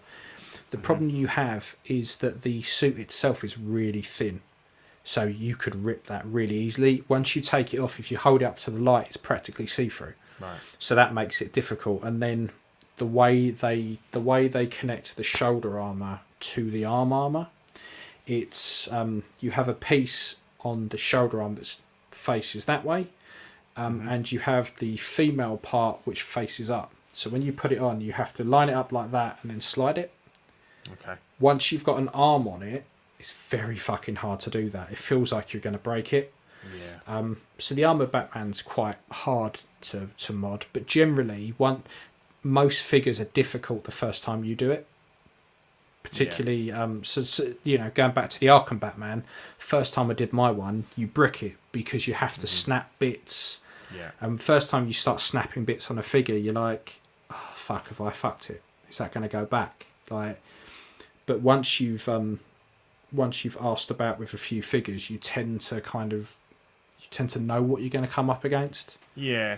I've chickened out on some mods because the one that I really should do, but I have never had the balls to do, is the thumb mod on the Sideshow C3PO that Dave did, because they put the thumbs on the wrong way. Yeah, you had a problem, didn't you? I tried and I didn't want to do it because I thought if I not. fucked it, you ended up having to glue it fixed, didn't you? Well, I couldn't prise the hand open. The hand just would not prise open. No. And then I ended up breaking the peg, so I Yeah. had to glue the hand. Luckily, what I managed to do was actually glue the bit of the peg that had broken, so it still worked. It still articulated. Right. Yeah. No, tell a lie. Yeah, the peg snapped. So I drilled the peg out and had to put a whole different peg from a different figure in, which worked. But yeah, the plastic was too soft. Anytime I tried to get anything in to prise it, the screwdriver, the flat of the screwdriver would turn and just make a hole in the plastic, and I was like, how the fuck has he done this? Yeah, and because it's it's it's an all plastic figure. If you fuck it up, there's not a lot you can do to kind of cover that. Whereas if you've got a clothed figure and you're doing stuff to the body underneath, a lot of it's hidden and stuff. But yeah, so that's probably the one that I decided was too difficult, and I haven't had the balls to do that one. It was an absolute bastard. It really was. Dave managed it, and he did a really good job on his 3PO. But yeah. And what was which is the best figure that came stock? Yeah. Hey Chris, how are you? Yeah. So I think the best figure I've had that I didn't even feel the itch to mod at all was the concept Captain America. The traps were perfect. You didn't have to pad anything out. It looked as though someone had taken the Man of Steel body and put it. All those fantastic ones you saw, it was like they'd already done it. There was no need to be arsing about with it in the slightest. That one I've never felt the need to remotely mod in the slightest. I'd go with either one of the Robocops, either the die-cast or the battle damaged. Those fantastic figures, and quarter scale Vader as well. Never felt the need to touch that at all. That's absolutely fine. And then stuff. Well, I was going to say IG, but I ended up repainting some of that. Because I think Vader's like the 6 scale Vaders are probably some of the most modded figures. You did loads of stuff to yours, didn't you, with the lenses and all that fucking stuff. Dismantled my Vader like Zach, absolute bastard. Really got me into it. So much so that I bought the costume book, and I sat down and went. That's so good, that book. I recommend that book to anyone. Yeah, I looked at it and went. Yeah, this isn't right at all. So I ended up with Vader. I ended up buying. So I bought the Empire. So I've had 2 Vaders. I've had the I had the New Hope, didn't you? The New Hope, so that I completely went to town on, completely weathered. I cut bits of the undersuit away, I cut bits of the suit away, And custom you capes, had the lot. The Kyoto mask, didn't you, and all that stuff? No, that's what I've got on my one now. Oh, okay. So what I did with that one was split the whole dome apart and did the nose mod so that the nose plug was pushed out more, tinted the lenses, repainted it so bits were silver and bits weren't, really went to town on it. And then I got the 40th and then pretty much binned off the head sculpt off of that. And then went and did stuff like, so Zach sent me the Kyoto and the titanium dome, so I repainted those, I put those on it. I swapped out the chest box for a Sideshow one, which meant I needed to take the little stupid vest thing off and swap all that over. I've done loads of that. Then so I think, just thinking that's probably one of the Cape. most modded figures. A lot of people had to go on that. I've probably done more to that than I've done any other figure, and then I just went mental getting every type of Vader sculpt going. Like I've got, what have I got in here? They're all in here. Yeah, so I've got stuff like oh shit, don't click that over. So I've got stuff like the unmasked sculpt for Return of the Jedi, and then I've got the crispy Anakin from episode 3. I've got Clone Wars scopes for it. Not Clone Wars, Rebel scopes for it. And then I've got some McQuillan ones that I'm doing that I've got to reprint some out for Watto. Like I just went mental on it and ended up getting tons of stuff for it. But I love it. It's part of it for me. And if I was to sell that, which I would have to be on my deathbed, I would expect a fair bit more, if I'm honest, than what it's worth just stock, because it comes with so many different heads. True. I've got loads of different stuff for it. And Vader's become one of those figures where people are very nitpicky and they want every detail, and you have to mod them to do that. Yes. Yeah, but I've got. And I suppose you've also just got like weathering. What do people think of weathering? Because we would just weather our figures because they most of them look too clean, but that might put people off. And if you use the pastels, you can wash it off, but I've never actually wanted to do that. It depends how good it's done. Yeah, you could do really bad weathering. Yeah, definitely. Andra, checking out of modding my Hot Toys Clone Trooper with an Obi scope. Problem was some of the armour still feels like it needs to be snapped off. See, that should be fairly easy, but you're probably better off actually modding the head sculpt rather than the armour, and just cut the neck off, and then just plonk it on.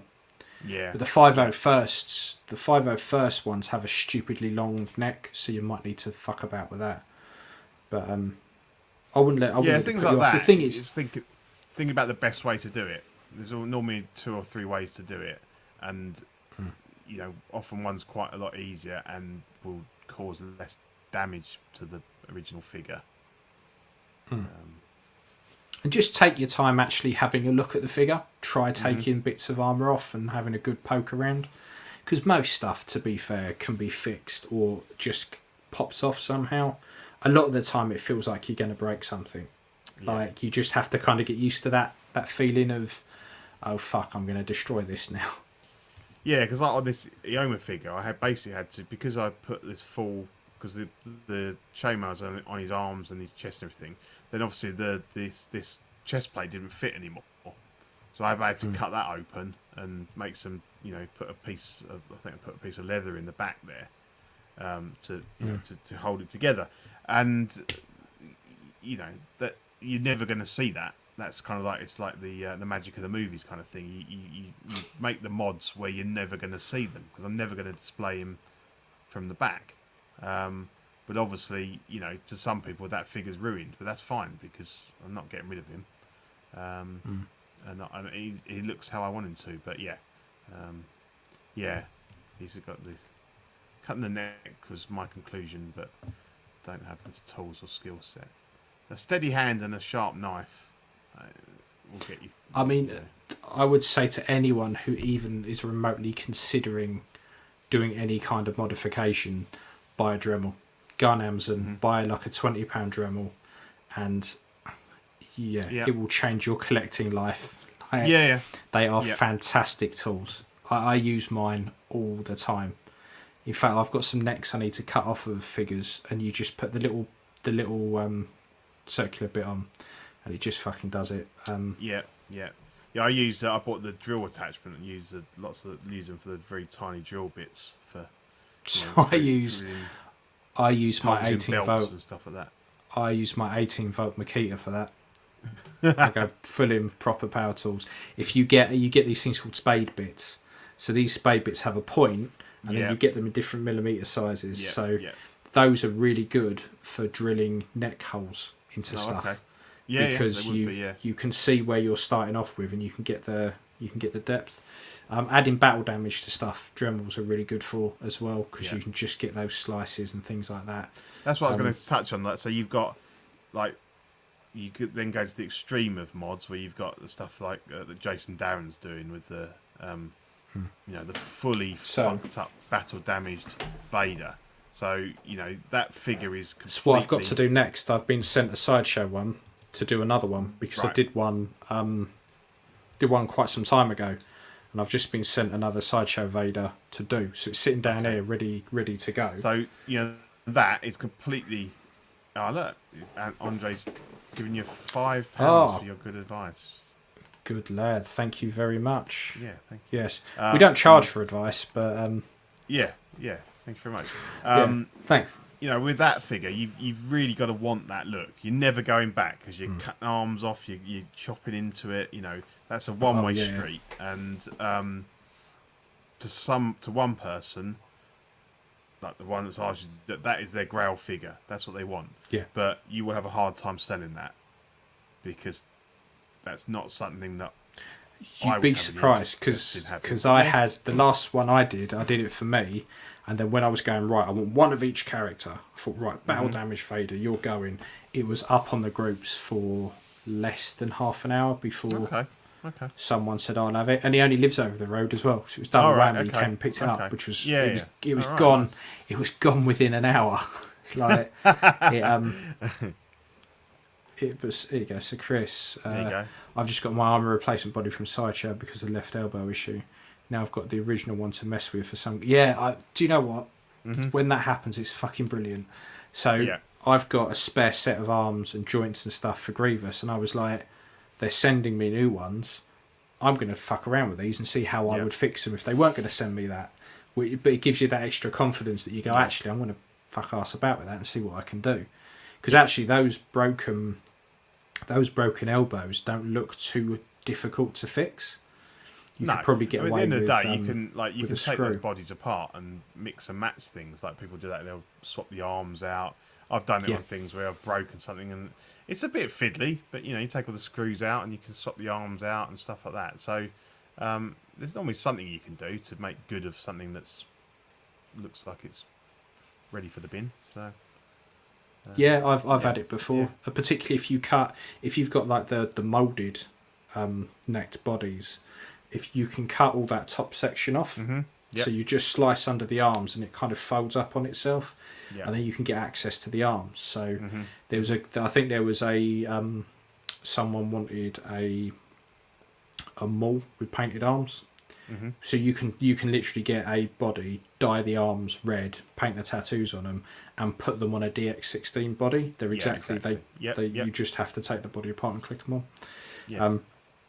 But there's loads. Like when you get into customizing and modding stuff, there's literally whatever you want. And now with 3D printing and stuff like that, there is so much you can do. It just seems a shame not to. Yeah, and I think your skill set has to grow.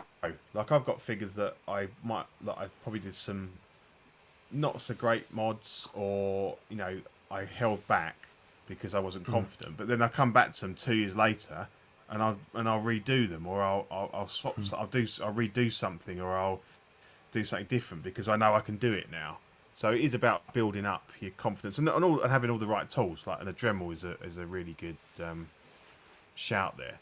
So I think you need to kind of ease yourself into it, because I say you look at a figure and go, oh, that looks shit. I'm going to take that apart again and redo that. And because you've got more years experience of doing it, then you do a better job, and it's actually, you know, turns out really good. So yeah, give it a go, have some fun. And the thing is, like, there's always, like we've said before, like, you know, we're on Ox all the time. Chuck up a question if you ever wanna know how, you know, how do I do this or that. Just chuck it up on auxiliary, and we'll gladly, you know, mock you mercilessly for never doing it before, and then give you a hand. So it's worth doing. Mark, here we go. So hard to find Hobbit right legs. Frodo is only one stab prone. He also cracks pegs. Yeah, like you had a bit of a nightmare figure. with that figure, Mark, didn't you? Yeah. Yeah. The thing is, some figures are just arseholes. Like, no matter what you do, they just turn to shit. I've had a few like that you end up just going, like, the 3D printed clones, the armors and stuff like that. Absolutely fantastic idea. I love it, but they are pretty much statues because I've had to fuck around with the actual files themselves, merging bits digitally to print them as one solid piece because they're just bastards, utter bastards. And sometimes you kind of do it and you think, yeah, that looks good, but I can never touch it again. And I just think, I can't be arsed with all that. I want to be able to fucking pose it and stuff like that. So there are some stuff that is just a bastard, and you just have to live with the fact that it is a bastard. So yeah, and often, so that was like, I've bought figures, like a stock figure, with the intention that I'm going to turn it into something else. So, you know, sometimes you buy a figure just to know, you know, with the intention of messing it up and fucking it up, and you know, because you see the potential in it to make like the figure you want, kind of thing. You know, like with that Coup Models Knight I had. I chromed all the armor and swapped out loads of stuff and put different head on because I wanted it to be a representation of Excalibur, King Arthur from Excalibur, and that was perfect for that. And it didn't bother me because I bought it for, you know, pretty much for that reason. And, you know, to my eyes, it improved the figure. And I know that wouldn't be other people's cup of tea, but that's fine because it's mine. It's in my collection. It's not going anywhere. You know, so yeah, that's a good discussion, mate. Yeah, I thought we'd give it a whirl. And while we're on custom stuff, let's have a look to see. Let's have a look at your Tuscan. Right, hang on, because I want my video. I like my video, but I've lost it now, and it's fucking irritating. Here we go. Custom corner. Smooth that. Go on. So while we're on about custom, show us what you've done. Because I've done stuff, but I haven't taken any photos. Yeah. I had this guy on a couple of shows ago. It's one of those ones where it's basically a Hasbro figure, and I wrapped the head and I did some stuff and everything, and I sort of put it on the shelf and it's up there, and I just keep looking at it thinking, still not quite, where I want it to be. So I take it down and I start doing some more mods. And I noticed that because I was using the costumes book that you mentioned, because it has some really good sort of close-ups and stuff. And the one in there had the wraps going like down under the eyes and across the nose area. So I had like a complete sort of the mouth bit was completely separate. And as I kept looking at stuff, I think it's not like that. The on-screen ones, they have this like a leather section that kind of goes between the eyes and comes down the sides here. Yeah. So I cut out the sections of cloth that I'd put in between, and I thought, well, I've got some leather because I do some, I made all those pouches and the belt and everything. So thought I'll have actually look at it and how it's made up, and started cutting some bits of leather. So that's all like got a leather. That's all leather wrapped and stuff. The masky bit, and I kept recolouring the head because it's just really difficult to know what the right colour is because you've got so many. They're all different. You've got the images of like the figures in your head, and then the on screen and everything. So I kind of I painted it, and I painted it like the Mandalorian colour, and I thought I don't like that. So I mixed a bit of green in, and that seemed to match better to what I was seeing, sort of, from A New Hope kind of thing. Yeah. Because I couldn't go with the Mando figure because it's too different. So I've gone back to the head, and I'm really happy with that now. And I wanted an outer robe because the Hasbro one didn't come with one either. I talked to you about trying to bleach, because I had when I bought my episode 1 Obi-Wan figure, I never wanted to display him with the cloak anyway, because he's in the Duel of the Fates with Maul. But it was really badly sun damaged, so it was no good. I couldn't sell it on or use it. So, but it was mostly on the hood. So I thought, well, I'll cut the hood away, and it might work for this. And I put it on him and everything. It hung really well. So I thought, right, how do I get the colour out of this? And I talked to you, and I tried the Rit dye remover. I tried bleach, and it dirtied the water a little, but it wasn't losing any colour. And then you said, if it's a synthetic material, it's probably not going to do. So taking colour out of stuff can be a proper bastard. Yeah. Because I find with bleach, if you put neat bleach in, it just turns stuff pink and makes it a weird colour. If you water the bleach down, it works really well, but you have to leave it in there for hours. Rit dye remover, when I've used that, you literally drop in something in and boom, all the colour just fucks off from it. Unless it's synthetic, in which case you just you stick it in there and it goes a slightly lighter colour, but it just doesn't touch it. And the liquid slightly colours. And I dumped the whole sachet in, and it just did fuck all. So if you take the Solo Story shirt, because that's really good. That's exactly the same as the Empire Return of the Jedi shirt. Which is grey originally. Yeah, which is just a different colour. So if you use Rit dye remover on that, you drop it straight in, bam, it just goes. Right. It takes it back to pure white, and then you can then dunk it in tea or whatever to get it the right. Because in Return of the Jedi, it's more a creamy kind of colour. Yeah. So you end up just doing it with tea and it takes it back. But it's instant. You drop it in, bang. You do it with the trousers, it doesn't touch it. So it's funny, isn't it? So I kind of well, I either give this up or I have to paint it. So I've just done several layers of paint on it. It's a bit crinkly, but you can sort of loosen up. But I think it looks alright. Obviously you can still see a bit of the brown coming through, but I wanted a slightly different colour. So I put it back on him today, and I'm really pleased with it actually. So I think he can go back on the top shelf now. I would like to get hold of if I was chatting to Craig today, Craig Gant, to see if he was going to get one to part out, because I would like to get at least the gaffy stick from the Mando one, because I think the weapons look brilliant. They're really well done. That's the Hasbro one.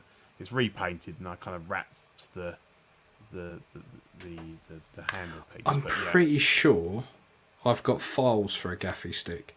Yeah. So if you send me the measurement, I might be able to print you some off. Okay. Yeah. Cool.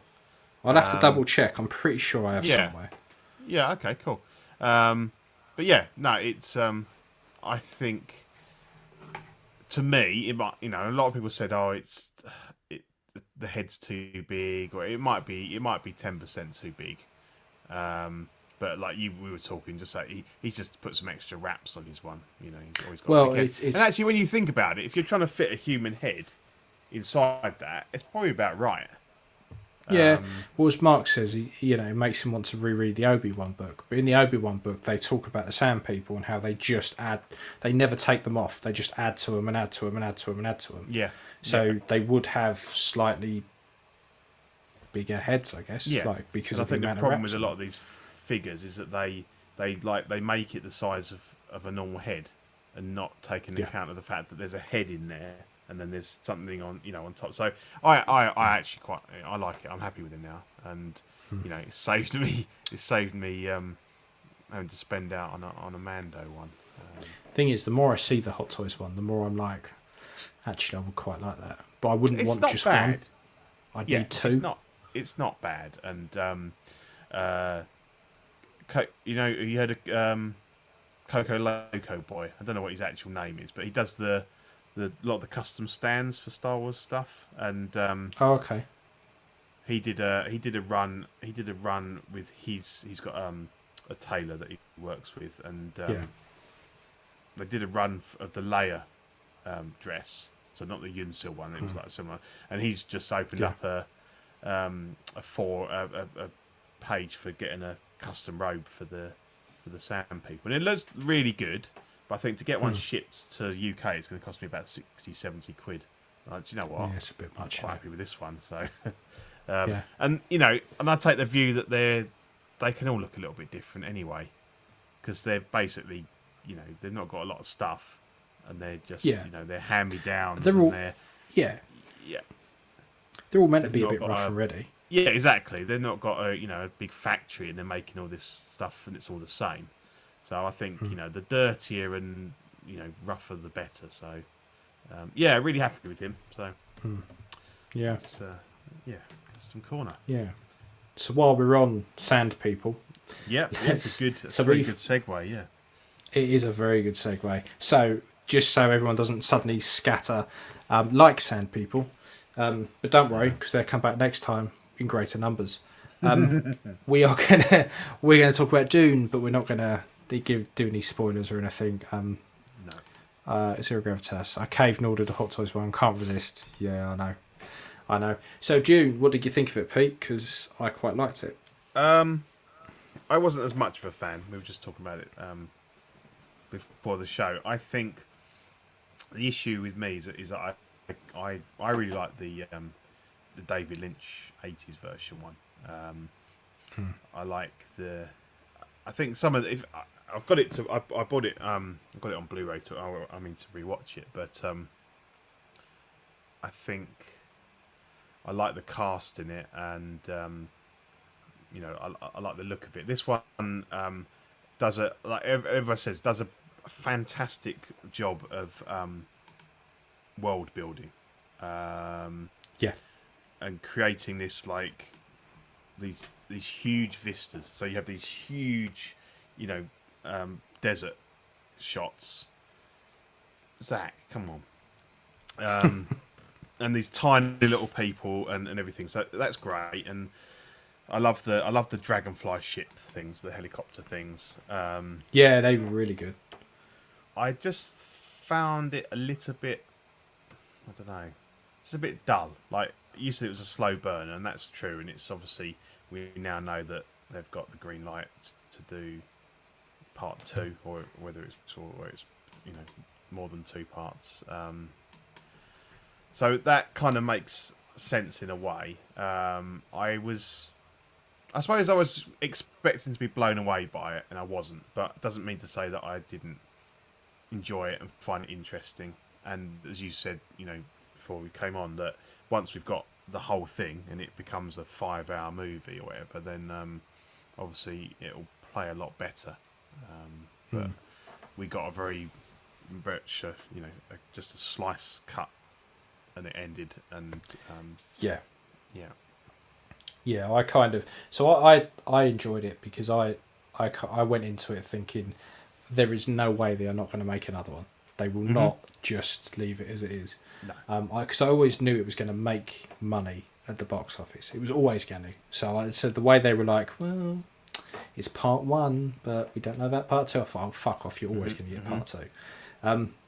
So I thoroughly enjoyed it, but I think because I went in knowing this is only half of a film, and like you said, it sets up the world really well. There's a lot of world building, so I very much enjoyed all of that.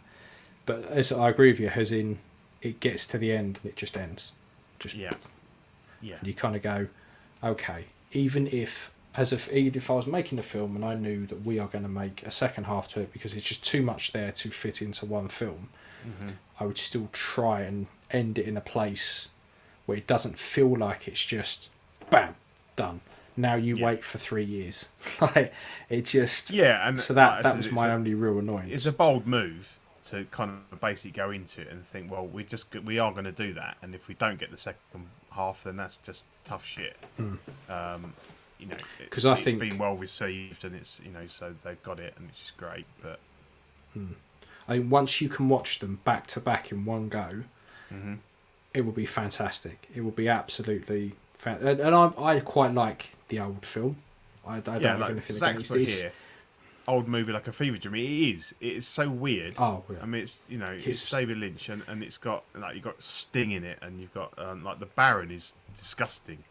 He's got all these pimples and stuff, hasn't he? It is very of its time, and I do agree with Zach that some of the costumes and stuff seem unnecessary, and they do distract you from what's going on. Yeah, they're overly flamboyant and stuff like that, aren't they? But I don't think Sting even needs to be in it. I remember. No, he doesn't. But it was like, what the fuck's who can we get? What big name can we get in to kind of, you know, advertise this thing? And I have to disagree with him though about the miniseries. I tried because it's on Amazon. I tried and I couldn't get halfway through the first episode, and I was like, what the fuck is going on? Like, I couldn't do it. And the coolest thing about the original one is that Duncan's played by Picard. Yes, and that's cool. Yeah. You can't get better than that. So as cool as Jason Momoa is, he's no Jean-Luc. Andre comes with a good point. It'd make a great Blu-ray set. I love the visuals, but the soundtrack grated on me a little. Yeah, the soundtrack was a little bit. It kind of reminded me of like a Ridley Scott film. It had that kind of feel to it. Yeah.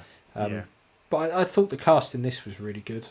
I quite liked Aquaman running around with no beard, so that was good. Yeah. Yeah, dude, I'd never seen him with hair. I was shocked. He's in. He's in Excalibur as well. It's cool. Yeah. But as a whole, I quite enjoyed it. It wasn't. The thing is, I'm glad I have it. I have a copy that I can go back and watch again and again. Yeah. Because it's definitely the type of film that you need to watch a couple of times because there's so much going on. And again, I think it's one of those films that if you enjoy having to go and find out about the world, it's definitely up your alley. So if you like expanded media and things like that, where you can go and read comics to fill in backstory and things like that, there's loads there that you can go out, because there's loads of different books and loads of stuff that will fill in the rest of the world and flesh it out for you. Like getting your foot in the door, isn't it? If you want to kind of go balls deep into Dune. I saw a great one that was a rip-off of the poster called Dune, and it was all images of June Whitfield. So the faces of all the characters. Should have put it on here. It's brilliant. I like that. I love it. It's the funniest thing I've seen for a long time. Yeah. But it's I'm very much looking forward to the second one. So, and then at the moment, I think it's planned for, isn't it? Yes. Yeah. At the moment, I'm running out of stuff to watch. I pretty much watched everything now on my to-do list, and I've gone back and started to watch stuff that I kind of thought I didn't like that. So I've gone back into It's Always Sunny in Philadelphia because I couldn't stand that. But I've started to watch it, and I do actually really like it now. I can't, but it's so up my street. I can't believe I didn't give it a go. But yeah, once I've done with that, I've kind of run out. For Ghostbusters Afterlife. Yes, I want to watch that. There's good reviews on that. Yeah, it's good to. I'm happy to see, because I booked them, without having seen those. But yeah, they've all been pretty positive. So yeah, I'm seeing that on 21st, I think. So yeah, I'm looking forward to that. It's pretty good. Yeah. So Pete, did you read the books? What of Dune? Yeah. No. See, I want to. After I've done Lord of the Rings, I'm going to go and watch. I think that they seem to me like they're quite like impenetrable. Like a lot of people would see Lord of the Rings and think it's too overwhelming to start reading that. And I think for me, Dune would be something like that. You know, I knew Lord of the there's Rings was loads going more to be of them. hard. Yeah. Well, I knew Lord of the Rings was going to be hard once I got to chapter 1, the start of chapter 1, and I was already a quarter of the way through the book. Like, that's when I was like, this is going to be a hard read. But what is a very good read, and they are doing an Amazon series of it, is The Wheel of Time, which starts this month. If you like Lord of the Rings and that kind of stuff, watch this. In fact, go and read the books. So you think Lord of the Rings is long? When you go into the bookshop and you ask where the Wheel of Time books are, they take up 2 shelves. There's about 16, 17 books, and each one is like that. They're really, really good. I started reading them when my boy was a baby. He's 9 in March, and I've only got about halfway through. Like, I have to keep going back. But they are incredibly, incredibly good books. And the TV series, the trailers on Amazon at the moment, well worth a watch, because it is I'll check that fucking brilliant. So yeah, make sure it's 17th, I think. Very, very good. I'm so looking forward to it. But yeah, cool. So let's say thank you to all our Patreonies. Yep. We've got Sean Fear, Ian Seaby, Rene Mendez, Eric Mariscal, Quinn Aguirre, Leo Hernandez, King Louis, Mark Pearson, Paul Schreiber, James Colley, Joao Breda, Equan, Chris Fallon Serena, Ben Thomas, Dan Lee, Deanie Martin, Stephen Crett, Big Fern, King Zach, Caesar Mariquin, Mike Cruz, Lisa Martin Bomonsky, Rick De Gregorio, Alvin Jules, John Nereday Collector, Ricardo Valdez, Jose CZ, Erwin Asusina, The Illustrious Rayner, Bowler Boy, Jimmy James, Mario Cortez, Stephen Purchase, Sean Yatsu, Scott Bradley, Stephen Maria Stanley, Jesse Contreras, Eddie Manzanares, Joe Corpus, Louis Bennett, Kevin Vagar, Chip Perrin, Jimmy Hernandez, and Brenton Palmer. We salute you. Thank you very much. Thank you. So if you're not a patron member already, I shall drop the link in the chat if you're interested. We've got 3 tiers: Sweet Angel, $5 a month. You get £5 a month includes a sticker sent straight to your door, as well as access to Ox After Dark replay. So if you don't catch that live, you can watch it whenever you like. Certified Crispy, $15 a month. Tier includes an official Certified Crispy certificate on first pledge, systems with figure fixed by Zach, and all the benefits of the previous tier. And the What a Guy, the top tier, $25 per month.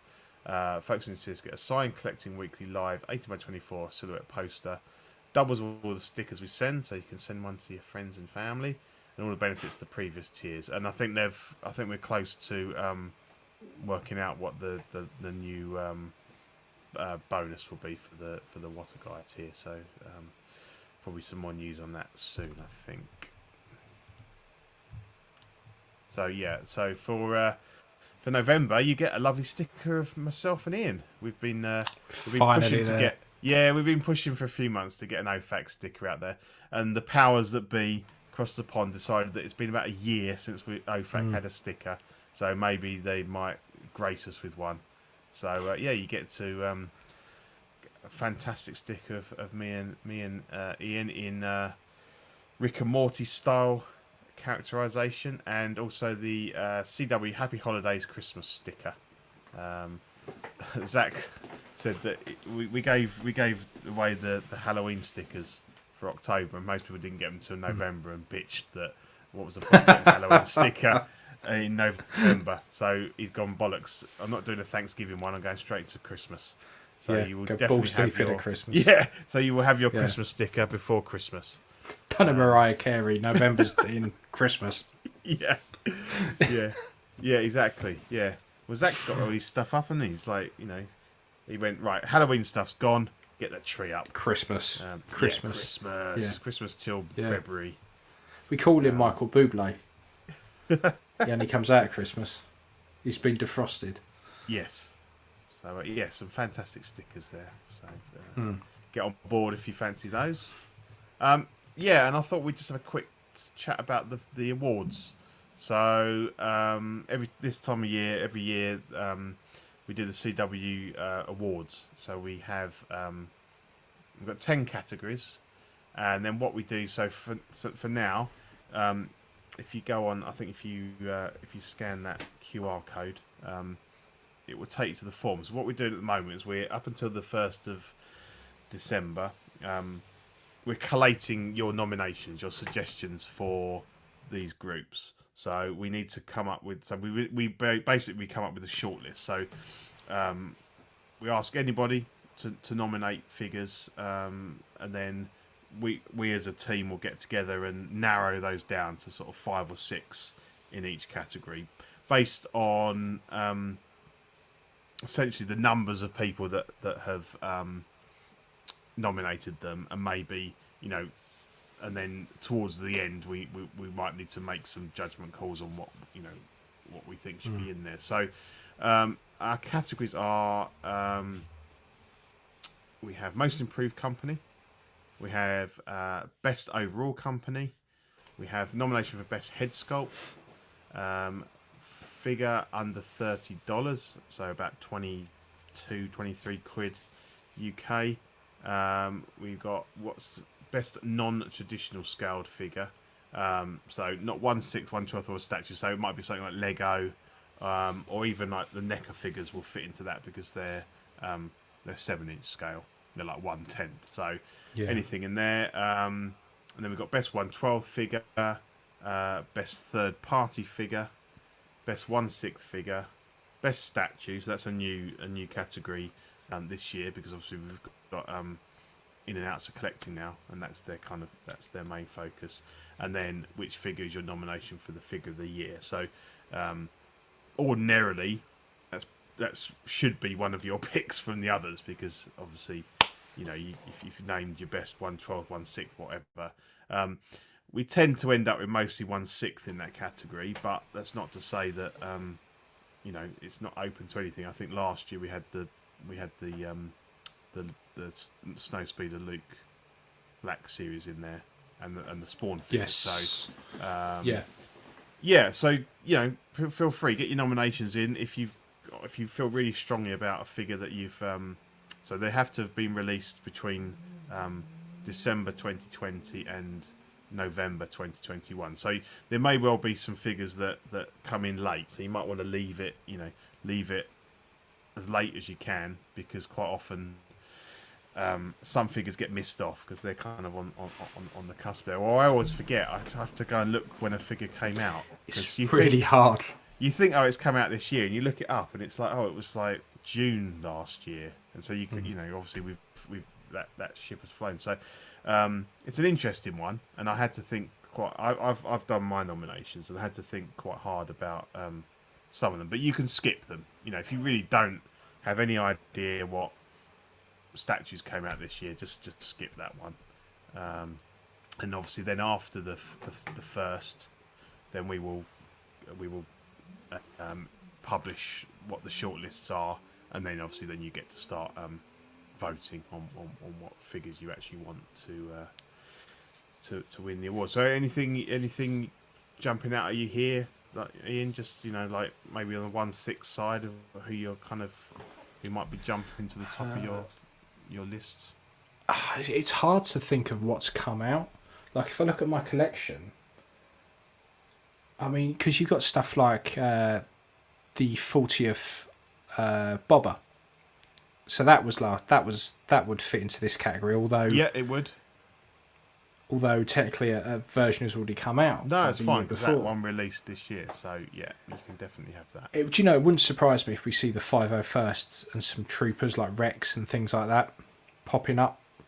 Yeah, Rex, I think people have been... is quite a strong one. The CW crew, a lot of them said Rex, and I agree. And it's funny because, like, I'm a bit like Eddie. Eddie said that, you know, it's nice to nominate a figure that you've bought, but I look at my collection, and most of the stuff I've bought this year has been older figures or second-hand figures, things like that. So, you know, I will probably end up nominating something that I don't own, but I can appreciate the you know, the quality of it. And do you know what I would quite like to see is a custom section.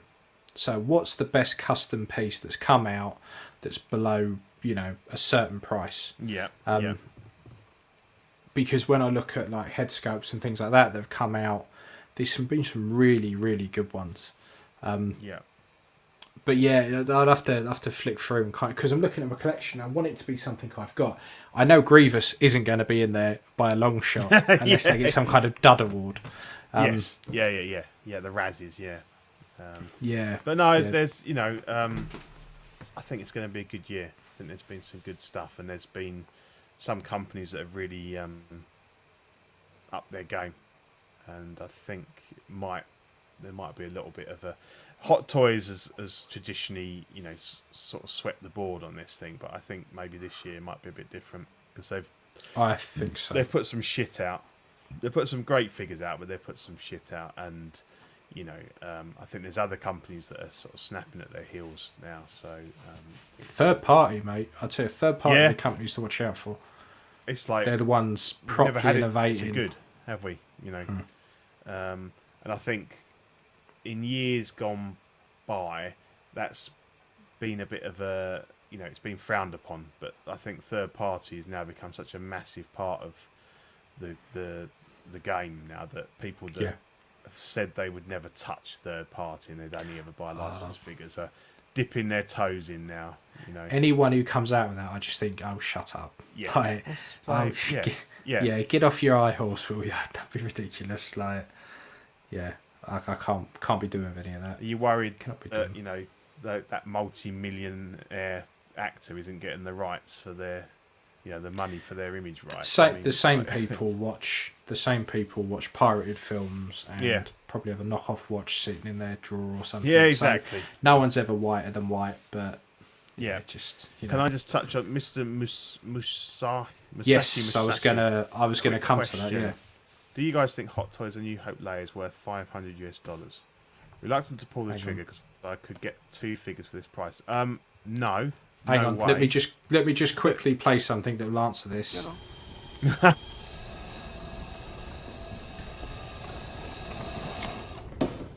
How about no? It's a difficult. Absolutely no way is it worth that. But if you have to have her, then you have to pay the game rate. The problem with it is the dress is dog shit. It's awful, and she's only a decent figure if you can get a custom dress. Now I'm lucky enough to have the Yunsil one. She just finished the second run. I don't know that she should do a third one. So you go from something that's going to cost you 500, and then you got to pay another 200 to get a custom dress for her. That's a lot of money. So I would say if you want her just to fill in a hole in the collection, then look at something like the Fire Toys because it's not worth because that's not £500.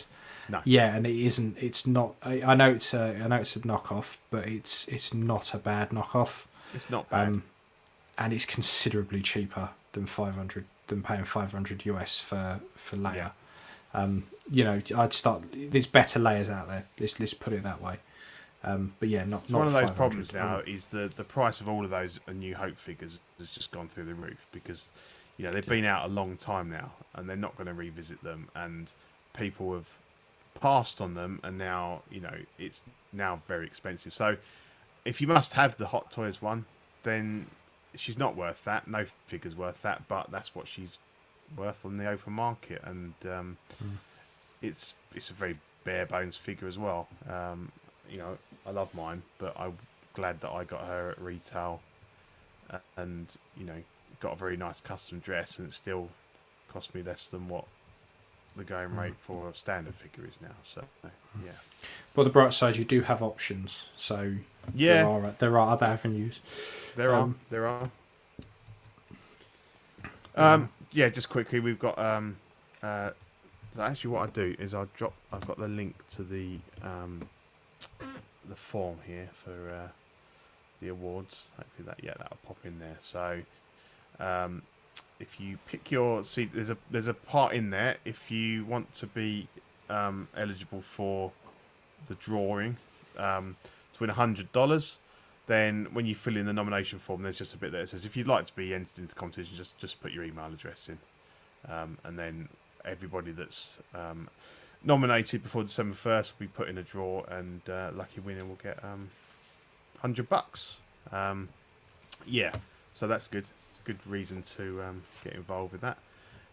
We have TeePublic, so we do some T-shirts. They also do mugs and masks and things like that. So we've got loads of different designs. These are just some examples of older stuff, but they're always adding stuff to it, and they're always having sales and stuff. So if you want to have a look,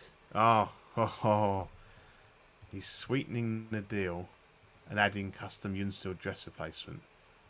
For 500, yes. If you're getting that Yunsteel dress as well, I would pay 500,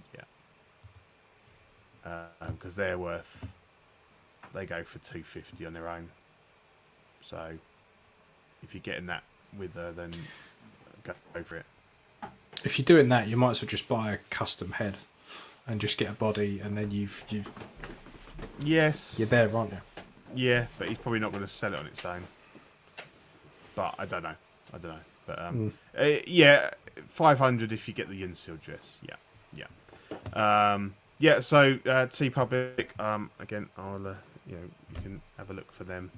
I've got the old OFAC one. It's pretty cool. So yeah, they quite often have sales and stuff, so you can get them for quite cheap. So check them out if you want to get some merch for the show. Okay, so we reached that point where we ask Ian to destroy the network. It's pretty much me mugging the rest of the network. Yeah.